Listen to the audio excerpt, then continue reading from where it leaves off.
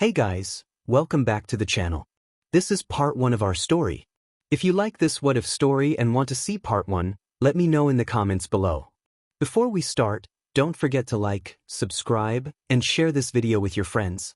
Also, check the description for more great content and my playlist. This story was posted by WGS564 on Wattpad. Now let's start.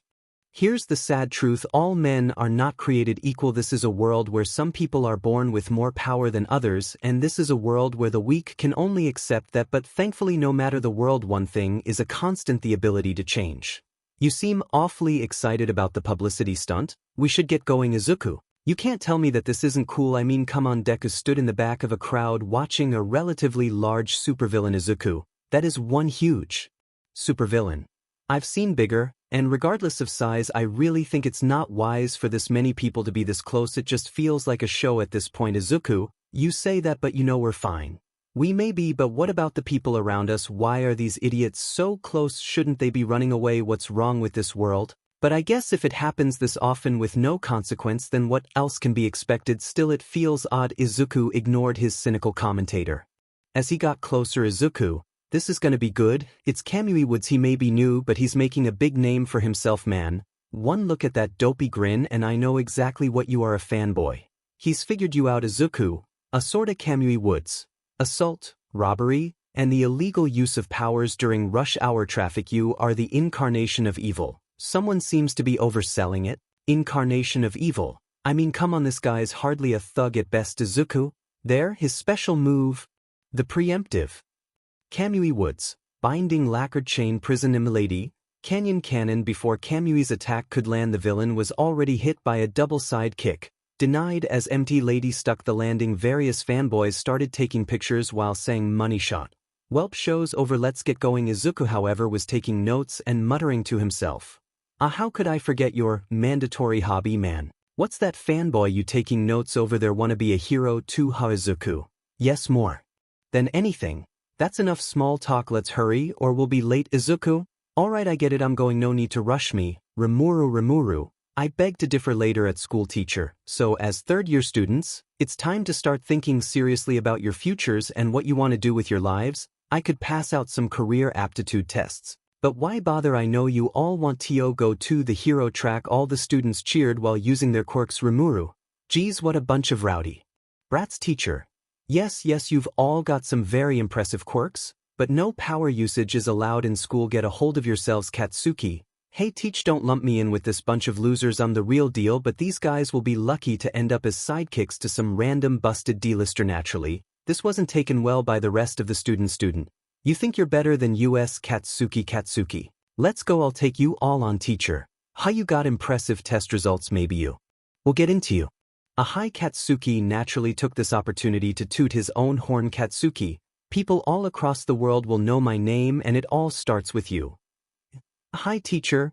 Oh yeah, Midoriya, don't you want to go to you too? Everyone in the room was dead silent. 𝐒𝐮𝐬𝐵, this would normally be the part where everyone laughs. What did you do, Rimuru? I have no idea what you mean, Rimuru said with a smug face as he looked up and put his hands on the back of his head. Rimuru, still, I find it funny how even Blondie seems to be staying quiet. Katsuki sat back down in his seat and said nothing as class resumed. 𝐒𝐮𝐬𝐵, Rimuru, what did you do? Rimuru, what you should have done a long time ago. 𝐒𝐮𝐬𝐵, what's that? Rimuru smirked. Rimuru, prove yourself after class ended. 𝐒𝐮𝐬𝐵, man, that fight from this morning is all over the news. Better write some notes down before I forget anything. Rimuru, make it quick, we need to get as much training time as we can. You may have mstread the most basic move, but we won't be able to survive with that. Still, I'm impressed you made this much progress in only a few months. I knew I made the right choice, Katsuki. Deku. 𝐒𝐮𝐬𝐵 looked up to see Katsuki. 𝐒𝐮𝐬𝐵, catch. Rimuru looked at 𝐒𝐮𝐬𝐵 and shook his head. 𝐒𝐮𝐬𝐵 widened his eyes, then noted. 𝐒𝐮𝐬𝐵, did you need something? Bakugo. Katsuki glared in surprise, but he shook it off. Katsuki, just know this, I won't lose to you. Katsuki said only that and left. Rimuru chuckled. Rimuru, bring it on, Blondie. 𝐒𝐮𝐬𝐵, seriously, it's been like this for months. What did you do? Rimuru chuckled again. Rimuru, how about this? I'll tell you if you land one hit on me during training. 𝐒𝐮𝐬𝐵, so you just won't tell me then? Rimuru, I'm kidding, I know that's impossible for you right now, so I'll tell you when you are the next move of your choosing. 𝐒𝐮𝐬𝐵, I thought you would pick Rimuru. I just wanted you to get that one down first. The order of the rest doesn't matter. 𝐒𝐮𝐬𝐵, Well, I've given it some thought and I think I'd want to pick Black Lightning then. Rimuru? Ooh, a good choice, a powerful one and simple enough to teach you. Well, let's hurry home then. As they made their way home they entered a tunnel. Rimuru, heads up 6 o'clock Izuku. Behind us Rimuru, yeah, use it now Izuku. Are you sure Rimuru? No one's around not only means it's fine but it also means no one else will help. Think of this as your first step. Trust me, a guy like this is the perfect practice. Izuku took a deep breath. Izuku, right Rimuru? Just keep walking casually, don't let him know we know the sludge villain emerged from the pipes. Sludge villain, you'll make a perfect skin suit for me to hide in. Kid Izuku turned around suddenly and raised his hand. Izuku, now, gluttony. From Izuku's hand, a vortex opened up and swallowed most of the sludge monster. He then took out a bottle he had left over for lunch and stored the villain inside it. Rimuru, good job, looks like you really learned from those simulations. Izuku, pretty lucky this guy has a quirk that's weak to gluttony. Rimuru, I know if it was anyone else I'd have had you leave, but this was perfect. But honestly this is kinda ironic. Izuku, how so? Rimuru, I told you how I used to be a slime, right Izuku? Oh right, I guess it would be ironic even if this guy seems to be Sludge All Might. Impressive young man, you were able to subdue that villain easily. Izuku's excitement grew from the voice he heard. He turned around and saw his all-time favorite hero Izuku, All Might Rimuru, the big man himself. All Might, sorry about that. Back there I didn't mean to get you caught up in all my justicing. Usually I pay more attention to keeping bystanders safe, but it turns out this city's sewer system is pretty difficult to navigate. All Might laughed. Izuku was too awestruck to say anything. Rimuru, well, your hero is in front of you, say something to him. All Might, anyway you were a big help, thanks to you the evildoer has been captured. Izuku, All Might the real thing in the flesh standing right in front of me, he looks so much cooler in person. Rimuru, yes we established this, now are you gonna do something or continue cosplaying a statue? Izuku, right, I gotta get an autograph, please sign my notebook. Rimuru, you dropped it, and he actually already did while we were standing there. Izuku looked inside the notebook to see if what Rimuru said was true. He squealed in excitement. Izuku, thank you so much, this will be an heirloom, a family treasure passed down for generations to come. All Might gave him a thumbs up. All Might, well, allow me to get this guy to the police so that they can take care of him. I won't mention how you used your quirk, that'll be our little secret. Izuku, right, Izuku said as he handed the sludge villain to All Might. All Might, stay out of trouble, see you around. Izuku, he can't go yet, there are still so many questions I want to ask him. Rimuru, seems like you should say whatever you want to say to him quickly then. All Might, now stand back, I'm taking off. Rimuru, well, chance over then. All Might leapt away. All Might, thanks for your continued support, though. As he was in the air, All Might noticed that something was on his leg and it was none other than Izuku. All Might, hey, what do you think you're doing? Rimuru, Izuku, what are you doing? All Might, let go, I love my fans but this is too much. Izuku, and no way we're flying, if I let go now I'll die. All Might, oh that's a good point. Izuku, I just have a lot of things I want to ask you. Personally you're my all-time favorite hero. All Might, please. Rimuru, Izuku, please, this is not a good look, that's hurting me. All Might, okay I get it, just keep your eyes and mouth shut. Rimuru's attention shifted to All Might. Rimuru, oh no, as they landed on a building All Might let him off. All Might, bang on the door, someone should let you in later. Rimuru, I can pick the lock seamlessly, once he's gone we'll be fine. Izuku, wait, I still. Rimuru, Izuku, we need to leave now. Izuku, just give me a minute. Rimuru, we don't have a minute. Izuku, what do you mean? Rimuru, for the love of Veldanava, just get WhatIf the rooftop. Izuku, what? But before Izuku could take Rimuru's words to heart, All Might had deflated and Izuku screamed at the sight. Rimuru, Veldamit, Izuku, where'd All Might go? Rimuru, he didn't go anywhere, you're looking right at him. Izuku, what? It can't be Toshinori, I assure you I am all. Toshinori coughed up. BLD. Izuku, impossible. Rimuru, this is why I told you to leave the roof. Toshinori, I'm counting on you to keep your mouth shut, don't go talking about this online or telling your friends. Rimuru, won't have to worry about that second one. Izuku, that's mean. Toshinori then explained everything about his condition. Izuku, right, I promise I won't tell anyone, I'll keep this secret to the grave. Toshinori, good, I'm counting on you, kid. Those were his last words before he left the roof. Rimuru, well, I guess this isn't so bad, I'm sure you can keep a secret, let's head home and get some training done. A distant rumbling could be heard. Rimuru, that is not good. Izuku, a villain, I wonder which hero will show. Izuku and Rimuru made their way to the explosion to see the shopping district in flames. Izuku, that's the guy who attacked us? That can't be. All Might captured him. Rimuru, I think this is our fault, 𝐒𝐮𝐬𝐽. I'm the one to blame. He wasted his energy on me, 𝗧𝗼𝗼. Self-doubt won't help anyone or do anything. We made a mistake and it led to this mess. Now let's clean it up, 𝐒𝐮𝐽. What should I do, 𝗧𝗼𝗼? Let me handle this, 𝐒𝐮𝐽. Are you sure? Maybe I should, 𝗧𝗼𝗼. No, you're out of your league right now. I should do it, 𝐒𝐮𝐽. But if I rely on you too much, 𝗧𝗼𝗼, don't worry, this is our deal. Remember, you still save the day because remember I am your quirk, 𝐒𝐮𝐽. Alright, just be careful, 𝗧𝗼𝗼. Have some faith in me, will you? 𝐒𝐮 closed his eyes. His hair began to turn blue, and when he opened his eyes they were yellow, 𝗧𝗼𝗼. Alright then, let's get started. 𝗧𝗼𝗼 leapt from the crowd and ran past the other heroes' death arms. And oh, you idiot, stop, you're gonna get yourself killed, 𝗧𝗼𝗼. Can't forget how much less stamina your body has. It makes things a bit more troublesome, 𝗍𝒂. I hope I'm not holding you back, 𝗧𝗼𝗼. It's fine for a chump like this. It's less than a challenge, sludge villain. Who's this brat? He looks familiar. 𝗧𝗼𝗼 raised his hand. 𝗧𝗼𝗼. Beelzebub, a black cloud left his hand and swallowed up all the fire, then most of the villain itself. With little left of the sludge villain keeping him between Katsuki, he freed him easily and then used sticky steel thread to wrap up the remains of the sludge villain. He made sure to make it watertight, 𝗧𝗼𝗼. It just had to be you. Katsuki looked up at the figure that was his savior, recognizing his voice. Katsuki. You, Katsuki said as he couldn't help but sweat. 𝗧𝗼𝗼 wasted no time dropping him the moment that they were safe. 𝗧𝗼𝗼. Shut up, it was no party for me either. Everyone stared in complete shock at the boy who just saved the day. 𝐶itizen1. Who is that guy? He got rid of all that fire and sludge like it was nothing. 𝐶itizen2. Is he a new hero? I've never seen him before. 𝐶itizen3. Who cares? He saved the day. Soon the crowd cheered. 𝗧𝗼𝗼. We should go, 𝗍𝒂. Good idea, but such was a fantasy as he was immediately swarmed by a crowd of reporters and bystanders asking him various questions, but before he could even think of an answer he was pulled aside to be reprimanded by the heroes. 𝗧𝗼𝗼. Out of the frying pan into the fire. 𝗀𝐻𝐽𝗎. You moron, do you have a death wish? 𝗧𝗼𝗼. I may if I have to keep listening to you. Death arms. Show some respect, you brat. There's absolutely no reason for you to jump into danger like that. 𝗧𝗼𝗼. Maybe do your job right and I won't have to. If you aren't capable of it, maybe you should quit. 𝐀𝐮𝐭𝐡𝐨𝐫. Kid, you're on thin ice. 𝗧𝗼𝗼. If you expect me to apologize for saving someone when I'm capable of doing so, then you're dead wrong. It doesn't matter. I'm done talking. 𝗧𝗼𝗼 vanished from their sight. He settled a decent distance away. 𝗧𝗼𝗼. Looks like we're in the clear. 𝗧𝗼𝗼 closed his eyes as his hair began to shorten and turn green. When he opened his eyes they turned green as well. 𝗧𝗼𝗼. Well then, I think that's a job well done. 𝗍𝒂. What was that? 𝗧𝗼𝗼. You were there, you should know. 𝗍𝒂. You talked back to heroes and were disrespectful to them. 𝗧𝗼𝗼 rolled his eyes. 𝗧𝗼𝗼. Please, very few of these showboaters deserve respect if they couldn't even handle that punk. 𝗍𝒂.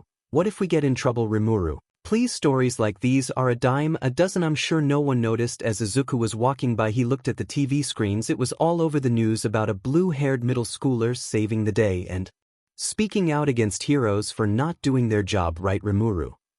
𝗍𝒂.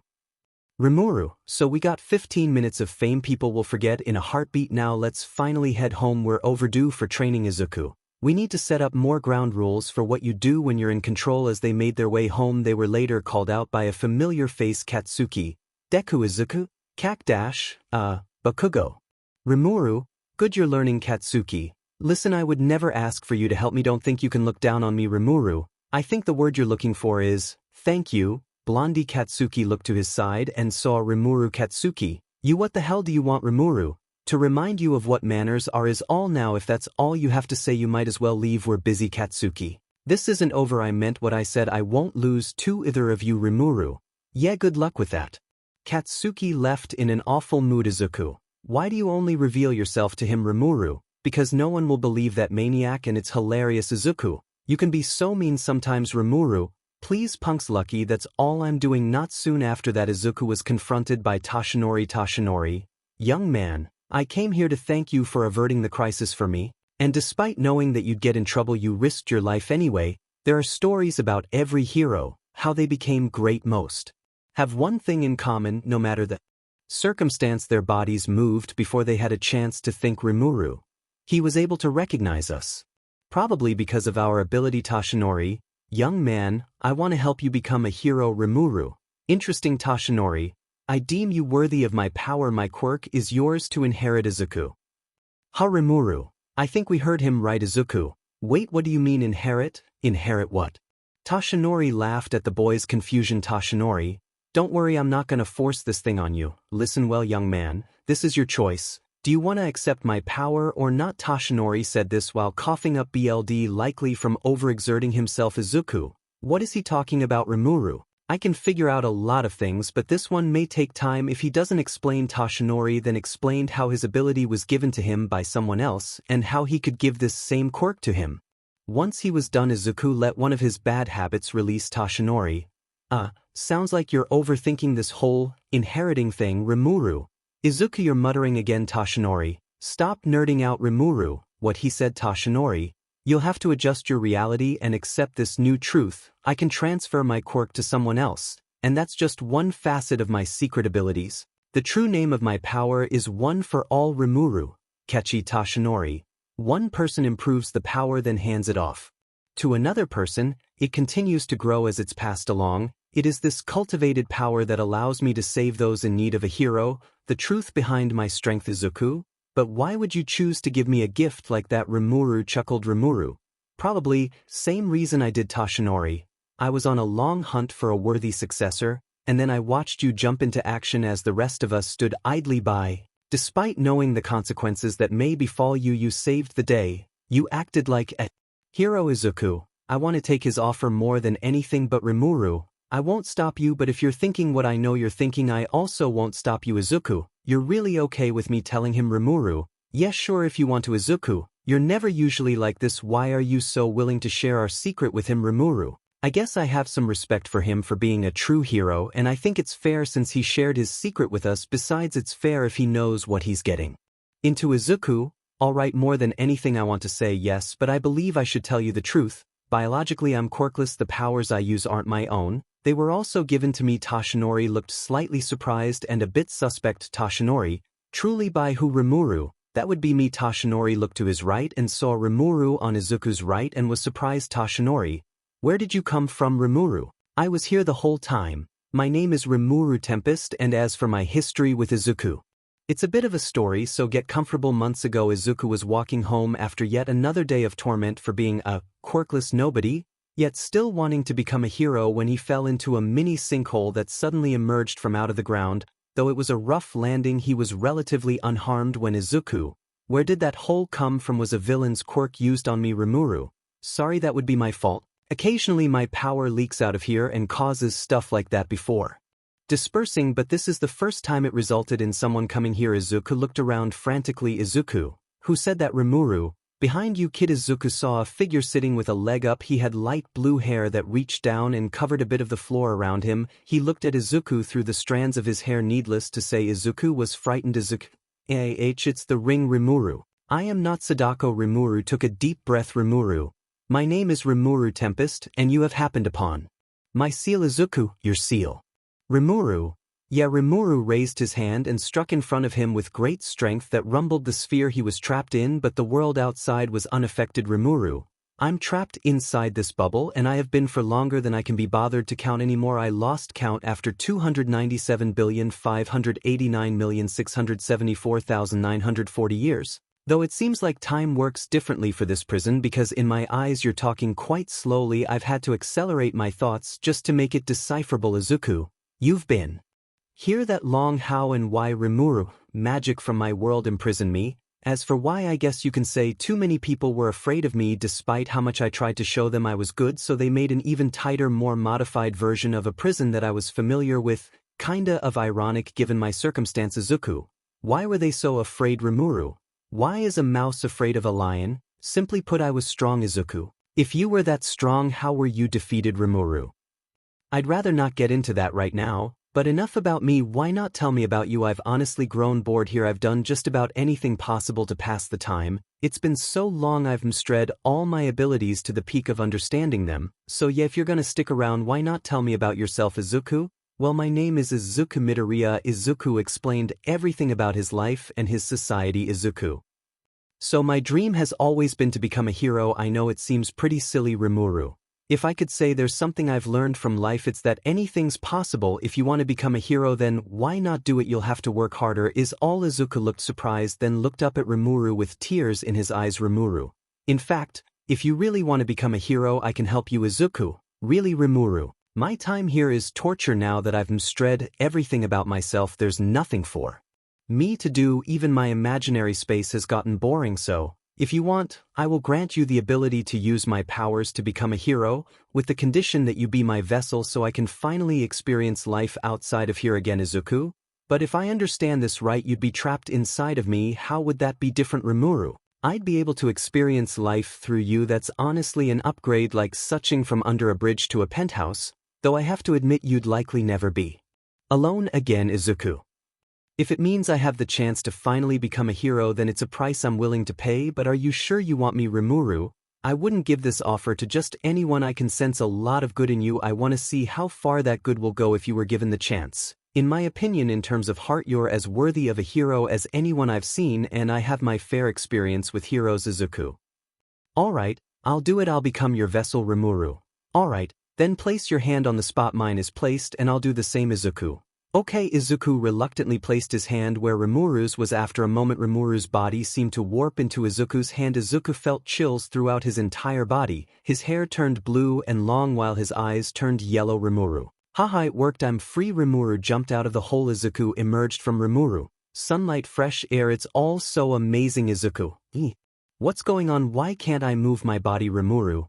Oh, sorry, I got carried away. 𝗲𝗡𝗍 closed his eyes. His hair turned back to being green and his eyes as well. 𝗍𝗍𝗍. I'm back again. But how did you do that, 𝗲𝗡𝗍? Whenever you're accepting of me taking control is when I can take control of your body and use our powers at their peak. You'll probably be able to get to that level one day, but for now I'll teach you how to use them one at a time, starting with the basis of my best move, 𝗍𝗍𝗍. Sounds exciting, 𝗲𝗡𝗍. Remember this as your origin story, 𝗍𝗍𝗍, on how you became the greatest hero your world has ever seen. Back to the present, 𝗲𝗡𝗍. What they don't know is that me choosing 𝗍𝗍𝗍 was in no way an accident. I sensed a good soul nearby and had already learned how to leak some of my power through that prison on command to get him in here, and I used undetectable magic that gains people's trust more easily on him. But still, it's not like I lied, and I made it so if he had a strong enough will he could resist. To make it fair game, 𝗧𝗓𝗡. I see, so by all accounts you're still technically quirkless, 𝗲𝗡𝗡. Yeah, now I wouldn't tell you all this if I didn't trust you. Now it's only fair you know what you're getting into by giving 𝗍𝗍𝗍 one for all. If he doesn't seem worthy, then we'll help you pick someone else, but I think there's a reason we're both drawn to him. So let me ask you, are you sure you want to give him your quirk? Knowing all this, 𝗧𝗓𝗡, as far as I'm concerned this changes nothing. If someone like you also believes in him, then that just solidifies my decision. I believe one for all is safe with you both, 𝗲𝗡𝗡. If you think it best I'm on board, 𝗍𝗍𝗍, then I'll do it. Yes, days later in the early morning, 𝗍𝗍𝗍 was trying to pull a fridge that All Might was sitting on at the beach. All Might, hey, it's pretty comfy up on this fridge. How are you doing down there? 𝗍𝗍𝗍 slipped from the ropes carrying the fridge and fell. All Might, people move these every day, you know, and most of them don't even have super strength. 𝗲𝗡𝗍. 𝗍𝗍𝗍, I'll be honest, if you wanted to become a hero, why weren't you working out and stuff before you met us? 𝗲𝗡𝗍 said this while being an astral projection sitting on the rubble. 𝗲𝗡𝗍, it's like you wanted to sit behind a desk for the rest of your life. 𝗍𝗍𝗍, well yeah, but there's an extra 600 pounds with you sitting on top of it. All Might, nah, I've lost weight, so I'm 560 these days, in this form at least. 𝗲𝗡𝗍, right, that totally makes a difference right now. 𝗍𝗍𝗍, why do you have me dragging trash across the beach anyway? All Might laughed. All Might, take a look at yourself, you're not ready for my power. 𝗲𝗡𝗍, could have told you, 𝗍𝗍𝗍, but I thought you said that I was worthy. Don't tell me you don't believe in me either. 𝗲𝗡𝗍, I think he means your weak body. All Might, that is correct. 𝗲𝗡𝗍, going back to my comment on your desk worker build, I can tell that a power like his requires a certain physical strength that you don't have. I'm capable of altering your body to some degree, but not that much. I've always had to rely on magic to move around in your body, which is honestly a very complicated process. I do not recommend you try. It's honestly like trying to catch smoke with your bare hands.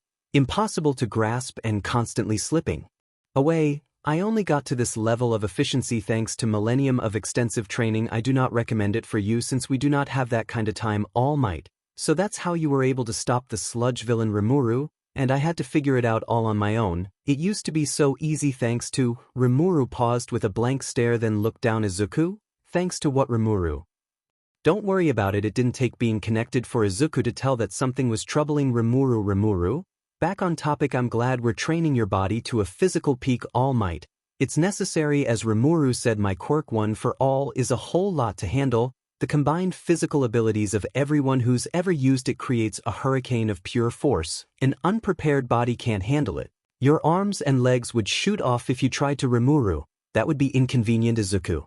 Seriously, okay, so this whole trash thing is some hardcore gym workout and you're my trainer All Might.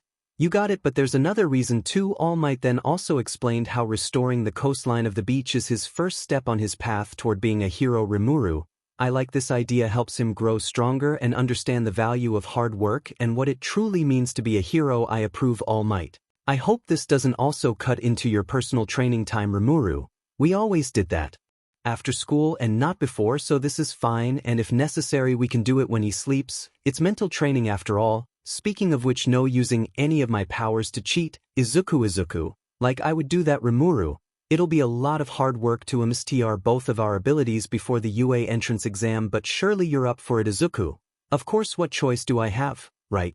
With that, 𝐒𝐮𝐬𝐴 spent the last 10 months training with All Might and Rimuru to prepare his body for one for all and teach him as much of Rimuru's skills as fast as possible. Luckily, it was easier for him to work out since Rimuru helped his body regenerate, so when his weaker muscles broke down after workouts, they'd be replaced with stronger ones faster. He also increased his stamina and endurance to where he can continue for a longer time, though it did not make the effort that he felt he had to put in any easier. It was still an excruciatingly challenging experience to the point where studying and school felt like break time, though that may have been due to Rimuru enhancing 𝐒𝐮𝐬𝐴's natural IQ. Soon it was the morning of the exam. 𝐒𝐮𝐬𝐴 had been able to successfully clear the entire beach of trash. His body was well toned. 𝗧𝗓𝗧𝗟. There's not one speck of trash left on this beach, only a few minutes to spare, but you exceeded my expectations. Rimuru, he did well, didn't he? I'm truly impressed. He was able to learn Black Lightning and both models of sticky steel thread in that time too. He's gonna crush that exam. 𝗧𝗓𝗧𝗟 transformed into his All Might form. All Might, excellent work 𝐒𝐮𝐬𝐴. I finished everything and learned as much as I could. All Might. Rimuru, I did it. Do you guys think I'm ready now? Rimuru, I believe so. All Might, yeah, you did good, kid. I gotta say I'm impressed. I knew you had it in you, but this is beyond. It's still a long way ahead before you can inherit my full power set, but it's starting to look like you can do it. Rimuru, and given that it seems to take you less time to master one of my skills, I'd say you're well off. It took you 4 months to learn each move when it took you 5 months to learn gluttony. You'll master that next skill in no time. 𝐒𝐮𝐬𝐴. All Might. Rimuru, do I deserve this? Are you both sure? Rimuru, you'd think all your accomplishments would shed away your self-doubt by now. Of course we're sure, and besides I don't feel like finding a new vessel. Don't tell me you're trying to walk out on us. 𝐒𝐮𝐬𝐴, no, of course not. All Might. Rimuru is right. It was your hard work that did this, not ours. Now for your reward. 𝐒𝐮𝐬𝐴 Midoriya. 𝐒𝐮𝐬𝐴, yes sir. All Might then pulled out one of his hairs. All Might, someone told me this once. There's a difference between being lucky and being deserving. One's an accident, the other a reward. Never get the two mixed up. Take that to heart, young man. This gift, you earned it with your own valiant efforts. Rimuru, whoever told you that sounds very wise. 𝐒𝐮𝐬𝐴 raised his hand to accept one for all. All Might, eat this. 𝐒𝐮𝐬𝐴, ha. All Might, to inherit my power you have to swallow some of my DNA. That's how it works. 𝐒𝐮𝐬𝐴, this isn't exactly how I imagined it. Rimuru, it makes sense. What did you imagine? All Might, come on, there's no time. You'll be late for the exam. Eat.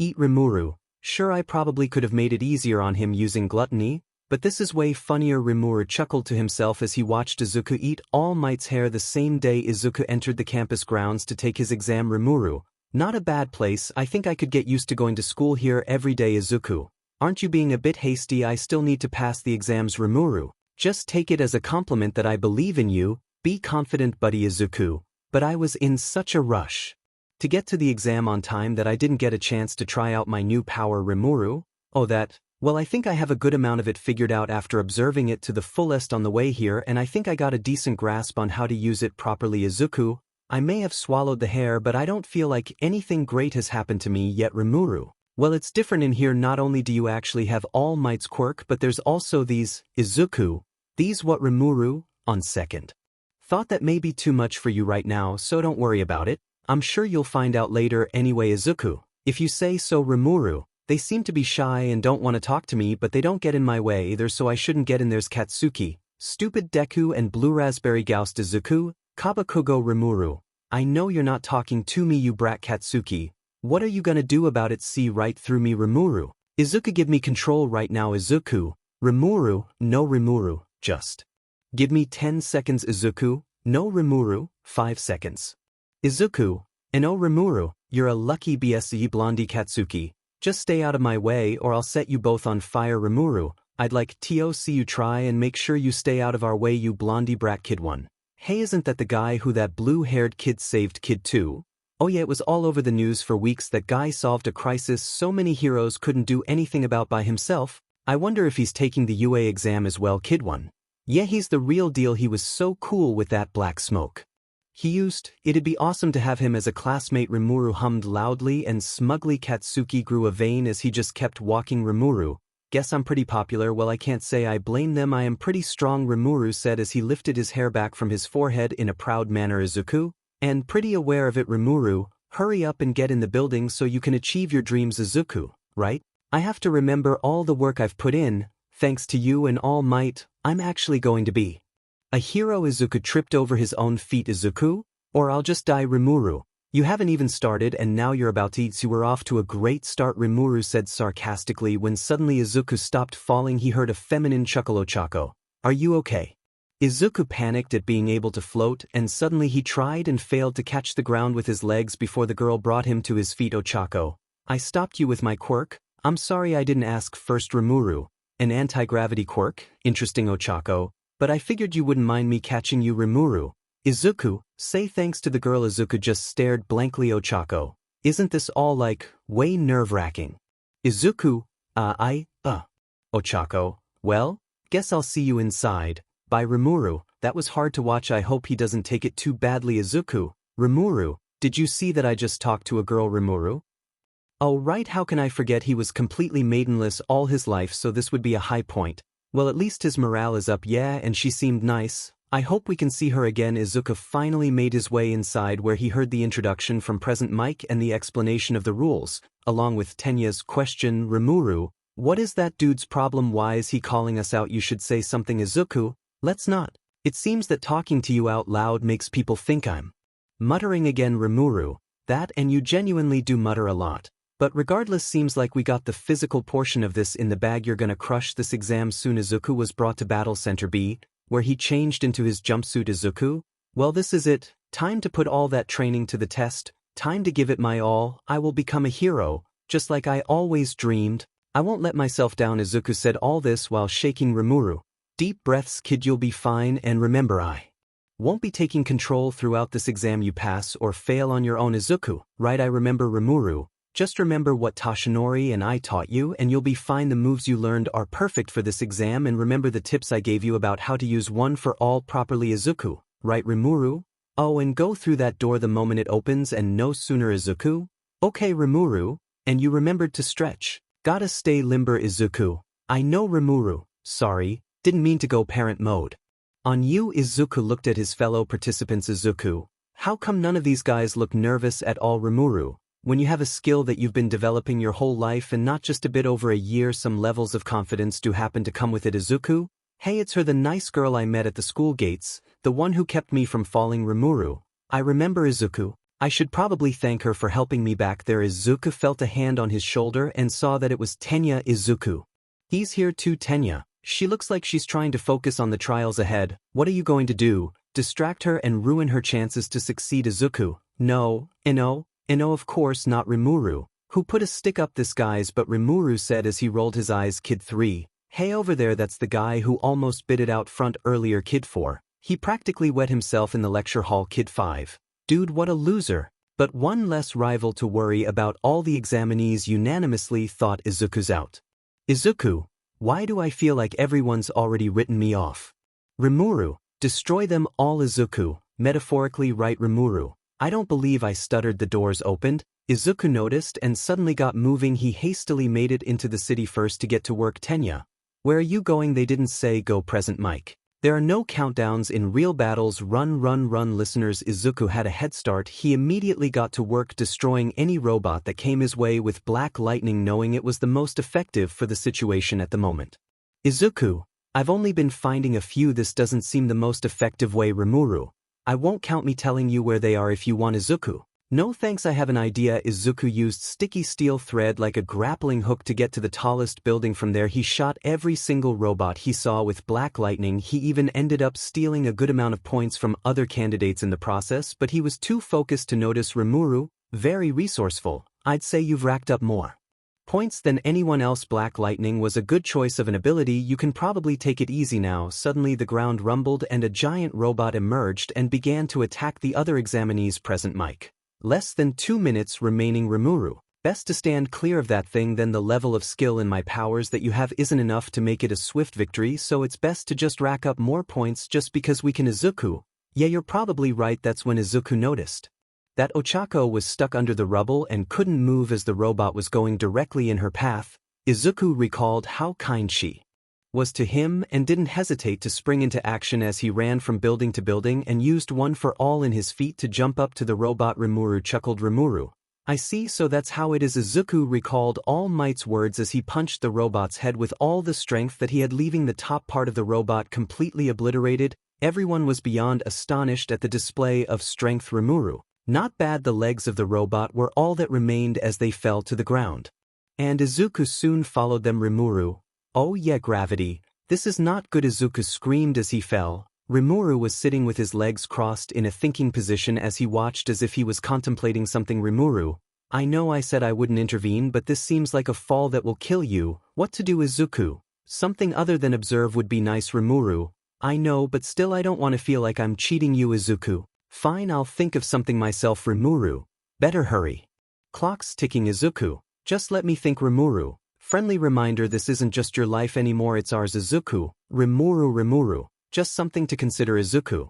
If you would just let me. 𝗏𝗏𝗏. So yeah, just don't get us killed. 𝗏𝗏𝗏 was getting closer and closer to the ground. 𝗏𝗏𝗏 started to slow his own falling pace as he watched 𝗏𝗏𝗏 fall. 𝗏𝗏𝗏. Well, good night, sweet prince. 𝗏𝗏𝗏 screamed the way down as he got even closer to the ground when suddenly he was slapped in the face. He then slowed down and hovered before he hit the ground. 𝐻𝐴CO and release both 𝗍𝗏𝗏 and 𝐻𝐴CO on top of the robot part she was hovering on fell harmlessly to the ground soon after she puked her guts out. 𝗏𝗏𝗏. 𝗏𝗏𝗏 continued to laugh at both 𝗍𝗏𝗏 and 𝐻𝐴CO, 𝗍𝗏𝗏 being the only one who could hear it. Groaned 𝗏𝗏𝗏. Oh, that is priceless. You should have seen your face. You actually thought you were gonna fall to your death. Of course I knew that girl was gonna save you. He reserved a glance at her recovering from overuse of her quirk. 𝗏𝗏𝗏. Looks like that's why she has to pace herself when she uses her powers. Awful drawback, but hey, could be worse. 𝗍𝗏𝗏. It sure seemed to take a lot out of her, but at least she doesn't look injured. 𝗏𝗏𝗏. She isn't. Just nauseated is all. 𝗍𝗏𝗏. That's a relief. Present. Mike. And that's it. Time's up. 𝗏𝗏𝗏. All in all, I'd say you didn't do too bad with the use of black lightning. You were able to successfully destroy a good amount of the robots. You definitely passed. 𝗍𝗏𝗏. That's a relief, but it still hurt a lot. 𝗏𝗏𝗏. Don't be a baby, you're fine. 𝗍𝗏𝗏. My legs and right arm are broken. 𝗏𝗏𝗏. Are you sure about that? 𝗍𝗏𝗏 moved his legs slightly and his right arm and noticed they felt fine. 𝗍𝗏𝗏. What? How? 𝗏𝗏𝗏. Infinite regeneration. I let it activate the moment the test was over. Consider it a prize of mine. 𝗍𝗏𝗏. I'm starting to think you make these abilities up as you go. 𝗏𝗏𝗏. They're all real and I can happily prove it to you at any time, even right now. Don't test me. Boy. 𝗍𝗏𝗏 got up, though it was disorienting for his arms to suddenly be okay again, but other than that he was fine. Kid 6. Did you see that dude's attack? I didn't think he had that kind of strength. Kid 7. Me either, and he destroyed so many robots before that. What even is his quirk? 𝗍𝗏𝗏. They're all talking about me. 𝗍𝗏𝗏 said, embarrassed by the attention. 𝗏𝗏𝗏. Get used to it, kid. All eyes are on you and we're gonna do what we can to keep it that way. Now brag about it to everyone who doubted you. 𝗍𝗏𝗏. I'd rather not do that. 𝗏𝗏𝗏. Just a little smug teasing about it. 𝗍𝗏𝗏. And oh, 𝗏𝗏𝗏, Malim Christ, we gotta work on your confidence. It's necessary to be a great hero. When a hero looks confident in themselves, they share that confidence with everyone else. They save knowing everything will be fine now that they are here. Why do you think 𝗏𝗏𝗏 smiles all the time? You must flaunt strength and hide weakness if you ever hope to be a proper hero. 𝗍𝗏𝗏. Right, I guess you have a point. I'll remember that. Week later, 𝗍𝗏𝗏 was at the table staring blankly at his food. 𝗍𝗏𝗏. 𝗍𝗏𝗏. Snap out of it. 𝗍𝗏𝗏. Hey broccoli brain, mama's calling. Answer her. 𝗏𝗏𝗏 said at a frequency that felt so loud by 𝗍𝗏𝗏. Yes. 𝗏𝗏𝗏, why are you smiling at that fish? Should I be worried about you, honey? 𝗍𝗏𝗏. Oh, sorry. No, I just spaced out for a minute. Izuku continued eating Rimuru. Don't tell me you're still worried about this. Even when you surely aced the written part of the exam thanks to the genius skill I gave him. Izuku, we don't know that, and ever since the exam I haven't been able to get in touch with All Might Rimuru. I know you admire him and I understand why. He's great, but there's no need to worry like that. He's probably just busy being the #1 hero. We'll hear from Toshinori soon enough. Izuku sighed. Inko, I know, waiting for the results is terrible. Izuku, I guess. Inko, no matter what, I just want you to know I'm proud of you, and I think you're really cool, sweetie. Izuku, sure. Rimuru, your mother's got the right idea. I know you're anxious, but you have no reason to be. I promise you things will work out. Inko soon left the house. Rimuru, I'm sorry you have to keep not only All Might a secret but also me from your mother. I hope it doesn't weigh on you too much. Izuku, I understand you want to keep yourself a secret for now. Besides, I couldn't imagine how she'd react. And All Might also trusted me with his secret. I'll keep it safe for you both. Especially after you both trusted me. Rimuru, don't forget we both chose you specifically for a reason. Izuku, no one is more qualified for our gifts than you. Never forget that. Soon Inko came bursting through the door in a complete hurry to tell Izuku he had a letter from you. Izuku took it to his room to read it as Inko waited outside nervously. Izuku stared at the letter for a while. Rimuru, I hate to break it to you this way, but heat vision is not one of my main powers of use, nor is it one that I taught you. So if you wanna open that letter, use your hands and do it already. Izuku, alright. Izuku tore open the letter and found a circular device inside. It was a projection and it started playing on the spot. All Might, I am here as a projection now. Izuku, wait, All Might. But this is from UA, isn't it? All Might, I know it's been a while, but with great power comes a great amount of paperwork. Rimuru, tell me about it. Rimuru with a great deal of exasperation. All Might, my apologies, young man. The truth is I didn't just come to this city just to fight villains. You're looking at the newest UA faculty member. Rimuru, well, looks like class may actually be a bit fun. All Might was then given a notice to wrap it up. All Might, you passed the written test with flying colors. You also gained 105 combat points on the practical exam. Congratulations, that's higher than any other participant. Rimuru, double ACE. Now that's what I'm talking about. Izuku chuckled nervously, quite happy while taking a moment to accept this into reality.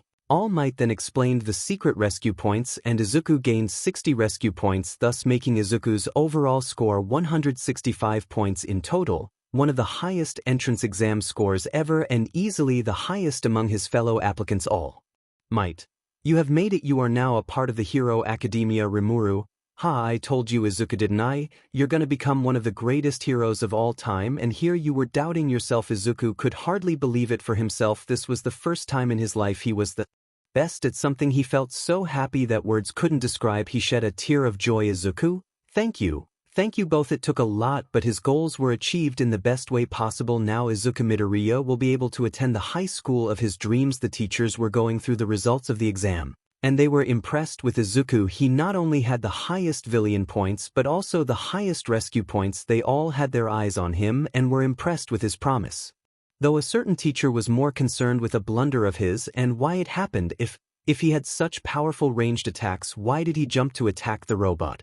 He also noticed his arms and legs were broken temporarily, so why did they suddenly heal? What kind of quirk is this kid supposed to have? While most were focusing on his accomplishments, all he could focus on was why couldn't he do better, and he made it his mission to find out the night after Izuku got his acceptance letter.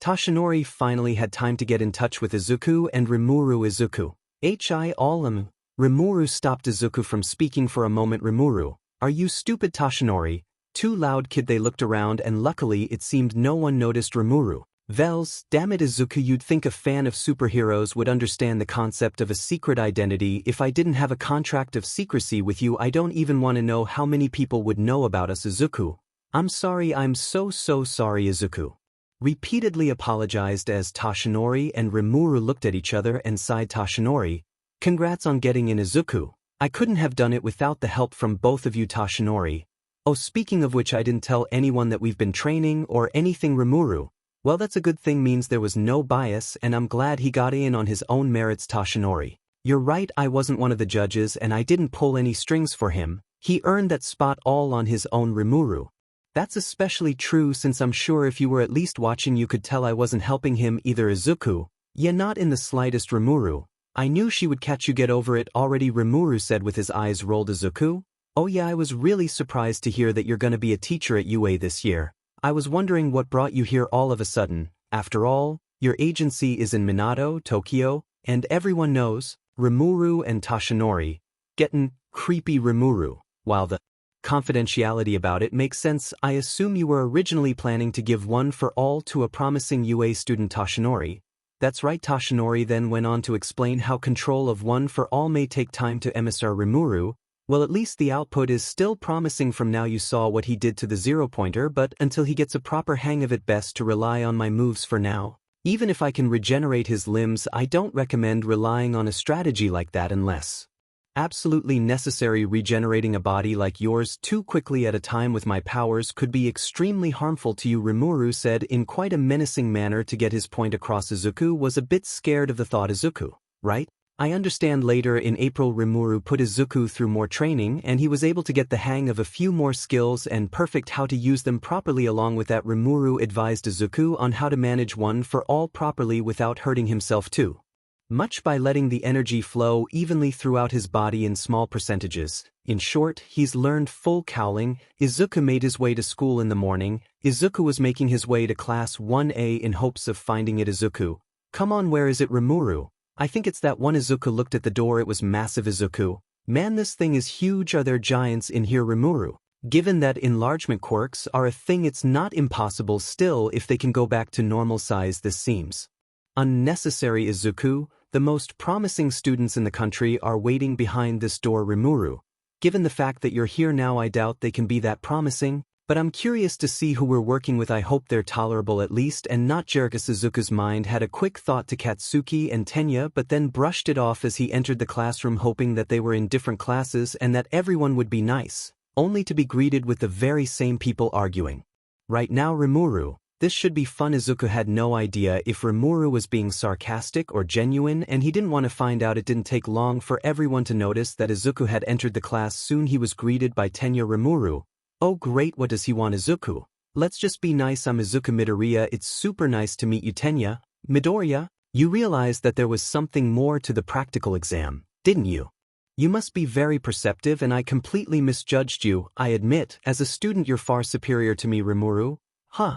Guess he's not so bad after all, he's just serious. Ochako, hey, I recognize that messed up hair, falling boy. Rimuru, well, at least she remembers you, could be worse. Izuku, oh my gosh, it's that nice girl who talked to me, she looks good in that uniform. Rimuru looked smug as he stood next to her. Rimuru, oh my Izuku, I didn't know you were into that, but I suppose it makes sense. You are at the age where you're wondering about all of this. Izuku, stop that, Rimuru said as he pointed at certain parts of Ochako. Sadly, Izuku was the only one who could see what he was doing, so only he could get flustered about it with no explanation. Meanwhile, Katsuki glared at Izuku and Rimuru while recalling the past. In a middle school hallway, students pass by, chatting and heading to their next classes. Bakugo and his friends spot Izuku near his locker, and Bakugo decides to approach him. Katsuki, hey, Deku, still daydreaming about being a hero? Ha, too bad you'll never get the chance without a quirk. Izuku looked down and clutched his notebook. Izuku, I just want to help people. I can still, Katsuki, help people with what? Your nerdy little notes? You think scribbling down hero stats is gonna make you one? Face it, you're quirkless, weak, and useless. Izuku seemed to look to the side and seemed acceptant of what he seemed to be told by someone else, but Katsuki heard nothing and saw nothing. Katsuki, what's this? Lose your mind already? Izuku, I'm not quirkless anymore. Izuku closed his eyes and his hair turned blue and his eyes yellow as he smiled at Katsuki with closed eyes. Rimuru, hey Blondie, why don't we settle this outside real quick? I think we should settle our differences. Katsuki, well, if you have a death wish, then who am I to deny?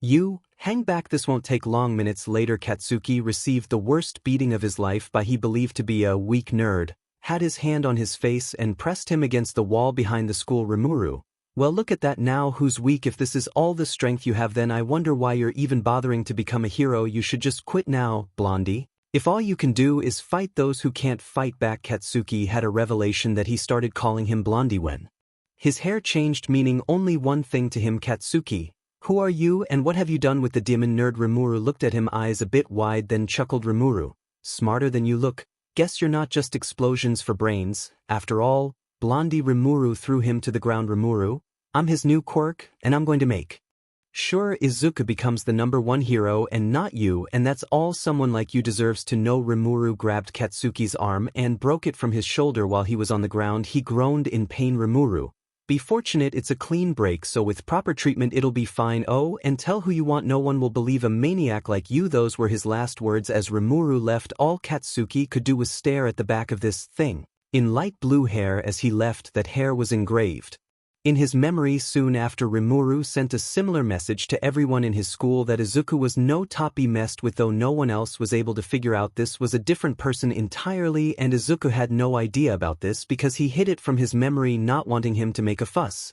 Regardless of everything else, Katsuki knew one thing for sure: he did not trust Rimuru. Katsuki, I'm gonna ruin both of those BSs. I also need to figure out what's the deal with that ghost. Ochako was still talking with 𝐒𝐮𝐭𝐡𝐨𝐫. Rimuru couldn't help but be amused by how flustered he was. 𝗧𝗚𝗧, if you're just here to make friends, then you can pack up your stuff now. They all looked behind the door to see a man who looked like he hadn't slept in days in a sleeping bag on the floor. 𝐒𝐮𝐭𝐡𝐨𝐫, Ochako, Tenya. What is that thing? Rimuru, that would be our teacher 𝗧𝗚𝗧. It took 8 seconds before you all shut up. That's not gonna work. Time is precious. Rational students would understand that. 𝐒𝐮𝐭𝐡𝐨𝐫, you said. This guy is our teacher, so he must be some kind of pro, but he looks so worn out. What's his deal? 𝗧𝗚𝗧. Hello, I'm 𝗧𝗚𝗧 Aizawa, your teacher. The students seemed surprised that this was their teacher. Rimuru's eyes widened at the name. 𝐒𝐮𝐭𝐡𝐨𝐫 noticed this but decided now was not the time. 𝗧𝗚𝗧, right, let's get to it. He grabbed some of the school's gym uniforms. 𝗧𝗚𝗧, put these on and head outside. Everyone was soon brought outside for a quirk assessment test. He explained how he could run his class his way due to UA not being tethered to traditions, and explained that they'd be using their quirks on these physical exams. 𝗧𝗚𝗧, Midoriya, you managed to get the most points on the entrance exam. What was your farthest distance throw with a softball when you were in junior high? 𝐒𝐮𝐭𝐡𝐨𝐫, 12 meters. 𝗧𝗚𝗧, right, try doing it with your quirk. Anything goes, just stay in the circle. Rimuru, sounds like fun. 𝐒𝐮𝐭𝐡𝐨𝐫, what do you think our play should be? Rimuru, just use one for all at full power to throw it. Most of the abilities you learned under me won't be the most helpful. Most I can think of is using sticky steel thread as a slingshot, but it's not elastic, so I doubt that would work out. 𝐒𝐮𝐭𝐡𝐨𝐫, you sure? What about the physical drawback? Rimuru, I'll activate infinite regeneration so you'll be fine, just don't overdo it. 𝗧𝗚𝗧, go on, you're wasting our time. 𝐒𝐮𝐭𝐡𝐨𝐫, yes, sir. After 𝐒𝐮𝐭𝐡𝐨𝐫 stretched his arms, he threw the ball with a concentration of one for all in his finger to send it far off into the atmosphere in the blink of an eye. Rimuru, now that's what I'm talking about. 𝐒𝐮𝐭𝐡𝐨𝐫 flinched at his finger, focusing on it, healing quickly. 𝗧𝗚𝗧 noticed this, but he had more pressing matters. Everyone seemed impressed with 𝐒𝐮𝐭𝐡𝐨𝐫's strength and excited to try this out themselves. Katsuki simply scoffed. 𝗧𝗚𝗧, so this looks fun. You have 3 years to become a hero. You think it's all gonna be games and playtime? Rimuru, he has a point that we need to take it seriously, but it doesn't mean we can't enjoy ourselves while doing it. 𝗧𝗚𝗧, idiots. Today you'll compete in 8 physical tests to gauge your potential. Whoever comes last has none and will be expelled immediately. Rimuru, 𝗧𝗚𝗧 for someone else. 𝐒𝐮𝐭𝐡𝐨𝐫, a huge test sounds on the first day of school. Doesn't that sound extreme? Rimuru, I like this guy, he'll keep you on your toes and make sure you live up to your potential. And he's right, the real world is unfair, and practicing to play fair on every occasion can be counterproductive. Regardless, there's only one thing for it: we gotta do so well that us getting expelled for lack of potential we seem like an entirely foreign concept. 𝐒𝐮𝐭𝐡𝐨𝐫, right 𝗧𝗚𝗧? Now then, we're just wasting time by talking. Let the games begin. First was the 50-meter dash. Soon it was 𝐒𝐮𝐭𝐡𝐨𝐫 and Bakugo's turn. Measuring device. Runners on your marks. 𝐒𝐮𝐭𝐡𝐨𝐫 was in the starting post. Ion measuring device ready. 𝐒𝐮𝐭𝐡𝐨𝐫 charged up to 5%. They were given the signal to go. 𝐒𝐮𝐭𝐡𝐨𝐫 sped to the other side of the track in less than a second, and Katsuki got 4:13 seconds. Rimuru, looks like you're getting the hang of balancing it out nicely. Rimuru looked at Katsuki. Rimuru, try to keep up, Blondie, Rimuru said with a smug face as Katsuki glared at him. 𝗧𝗚𝗧 noticed this test after test. Using one for all and Rimuru's assistance, they were able to get high scores on every single test. His grip strength was easy to surpass the others with one for all and using sticky steel thread to tighten it, and he also used it in the long jump along with sticky steel thread to help him swing off the web. Side steps were simple with one for all as well. He already took the ball throw, so he didn't need to do it again. He got the highest score, second only to Ochako, who got infinity. The rest of the tests were a breeze thanks to the limit on his powers with one for all and the powers he learned from Rimuru to not all be the most useful in these specific types of activities. Once Shota had shown the scores, Izuku noticed he had a high score that landed him in third place Rimuru. In first place, we got Momo Yaoyorozu, and in second place Shoto Todoroki. They both have quite impressive quirks that would be useful in the line of hero work. We'll have to watch out for them if we want to be the best Izuku. Are their quirks that impressive Rimuru? Yeah, it's talent and hard work on their parts, but with more training, they shouldn't be a problem. Anyways, SEKS for whoever's in last place Shota. And I was lying, no one's going home. Every student was shocked. Shota. That was just a rational deception to make sure you gave it your all in the tests. Rimuru. I love this guy, he knows how to have fun. Izuku. You knew and didn't tell me. Rimuru. That would completely defeat the purpose of the test. Don't expect me to show you every hand on the table. The class was shocked with the exception of one Momo. I'm surprised the rest of you didn't figure that out. I'm sorry, I guess I should have said something. Rimuru. Smart girl, I like her. Hanta. That was pretty nerve-wracking. Ijiro. Nah, I'm always down for a challenge. Shota. That's it, we're done for the day. Pick up a syllabus in the classroom, read it over before tomorrow morning. Their teacher said those words and left Rimuru. While gauging with everyone else, I'd say that this isn't a bad place to start. Izuku. I've still got a whole lot to learn if I'm gonna achieve my dream. Rimuru. You're on your way, kid. Let that be a start. After taking the syllabus, Izuku went about the day normally until he went home. He decided to talk to Rimuru about something on his mind. Izuku. Rimuru, I felt high reactions when our sensei said his last name. Is something wrong? Rimuru. It's nothing, it's just Izuku. Just what you can talk to me. Rimuru. There was someone else I knew who was a black-haired teacher with a similar name, except she didn't have the A. Izuku. Who were they? Rimuru. Someone I cared about, but she died. Izuku. I'm sorry to hear that. Rimuru. It's fine, it was years ago, eons ago. Izuku. What was she like? Rimuru. Shizue was an otherworlder like me, except she was summoned decades before I was. She was like a fleeting sunset, radiant, warm, and full of unspoken beauty, yet always just beyond reach. Her presence was calming, like a gentle breeze on a cool evening, but there was also a fire inside her, a strength that shone through her soft gaze. She carried so much pain, yet she smiled so sincerely, as if determined to shoulder the world alone. Every moment with her felt peaceful, even in the middle of chaos. And though she's no longer by my side, her memory lingers like the soft glow of a flame that refuses to fade. Izuku. Rimuru. Rimuru. It's fine, she's just one of the many people I cared about yet couldn't save. At least with her I was able to fulfill her final request, unlike the next woman who I loved. Izuku. If you would tell me. Rimuru. Her name was Seal. She was the constant heartbeat in my existence, always there, guiding me with precision and care. There was a brilliance to her, a sharp intellect that sees through everything, yet there's also something deeply NTMT about how she understands me, almost as if she was woven into the very fabric of who I am. She wasn't just a voice or an ally, she was the one who shaped my decisions, anticipating my every thought. With her, it felt like we were two halves of the same soul, bound together in a way that transcends anything I've ever known. In her quiet wisdom, there's a warmth that I can always rely on. Izuku. What happened to them? Rimuru. For Shizue, to put it simply, her power became too much for her to cage and led to her going on a rampage. I stopped her by taking away the main source of that power, but it led to her death. Her final request was for me to use Predator on her so she wouldn't die in that world, and that's why I look like this. I wear her form so I'll never forget about her. As for Seal, what happened to her could only be described as my fault. I was her MD, or she trusted me, but it's no exaggeration that I got her killed. Izuku. What do you mean? Rimuru. That's all I'll tell you right now. I don't enjoy this part of my past. Izuku. It's weird when you open up about this stuff. It's like I gain the memories. Rimuru. Weird. Guess when I let the walls down with you it deepens our connection. I wonder if you'll be able to learn my abilities faster because of it. Izuku. Even if it did, I doubt you'd open up. Rimuru. You know me too well. Izuku. Well, that's fine even if it's a slow process. One day I'll save you too. Rimuru. Save me? Who are you kidding? You forget who's babysitting you. Come on. Rimuru said this in quite a mocking way, but Izuku didn't mind. He knew he reached him. The normal classes Izuku took all felt like a breeze. What with Rimuru installing the genius skill in him despite Izuku claiming it felt like cheating. Rimuru did it anyway, claiming, life isn't fair and it's especially not fair for everyone else when I'm on your side. Izuku could do nothing about it since it's not like he would just answer incorrectly. The day felt like normal school until the afternoon.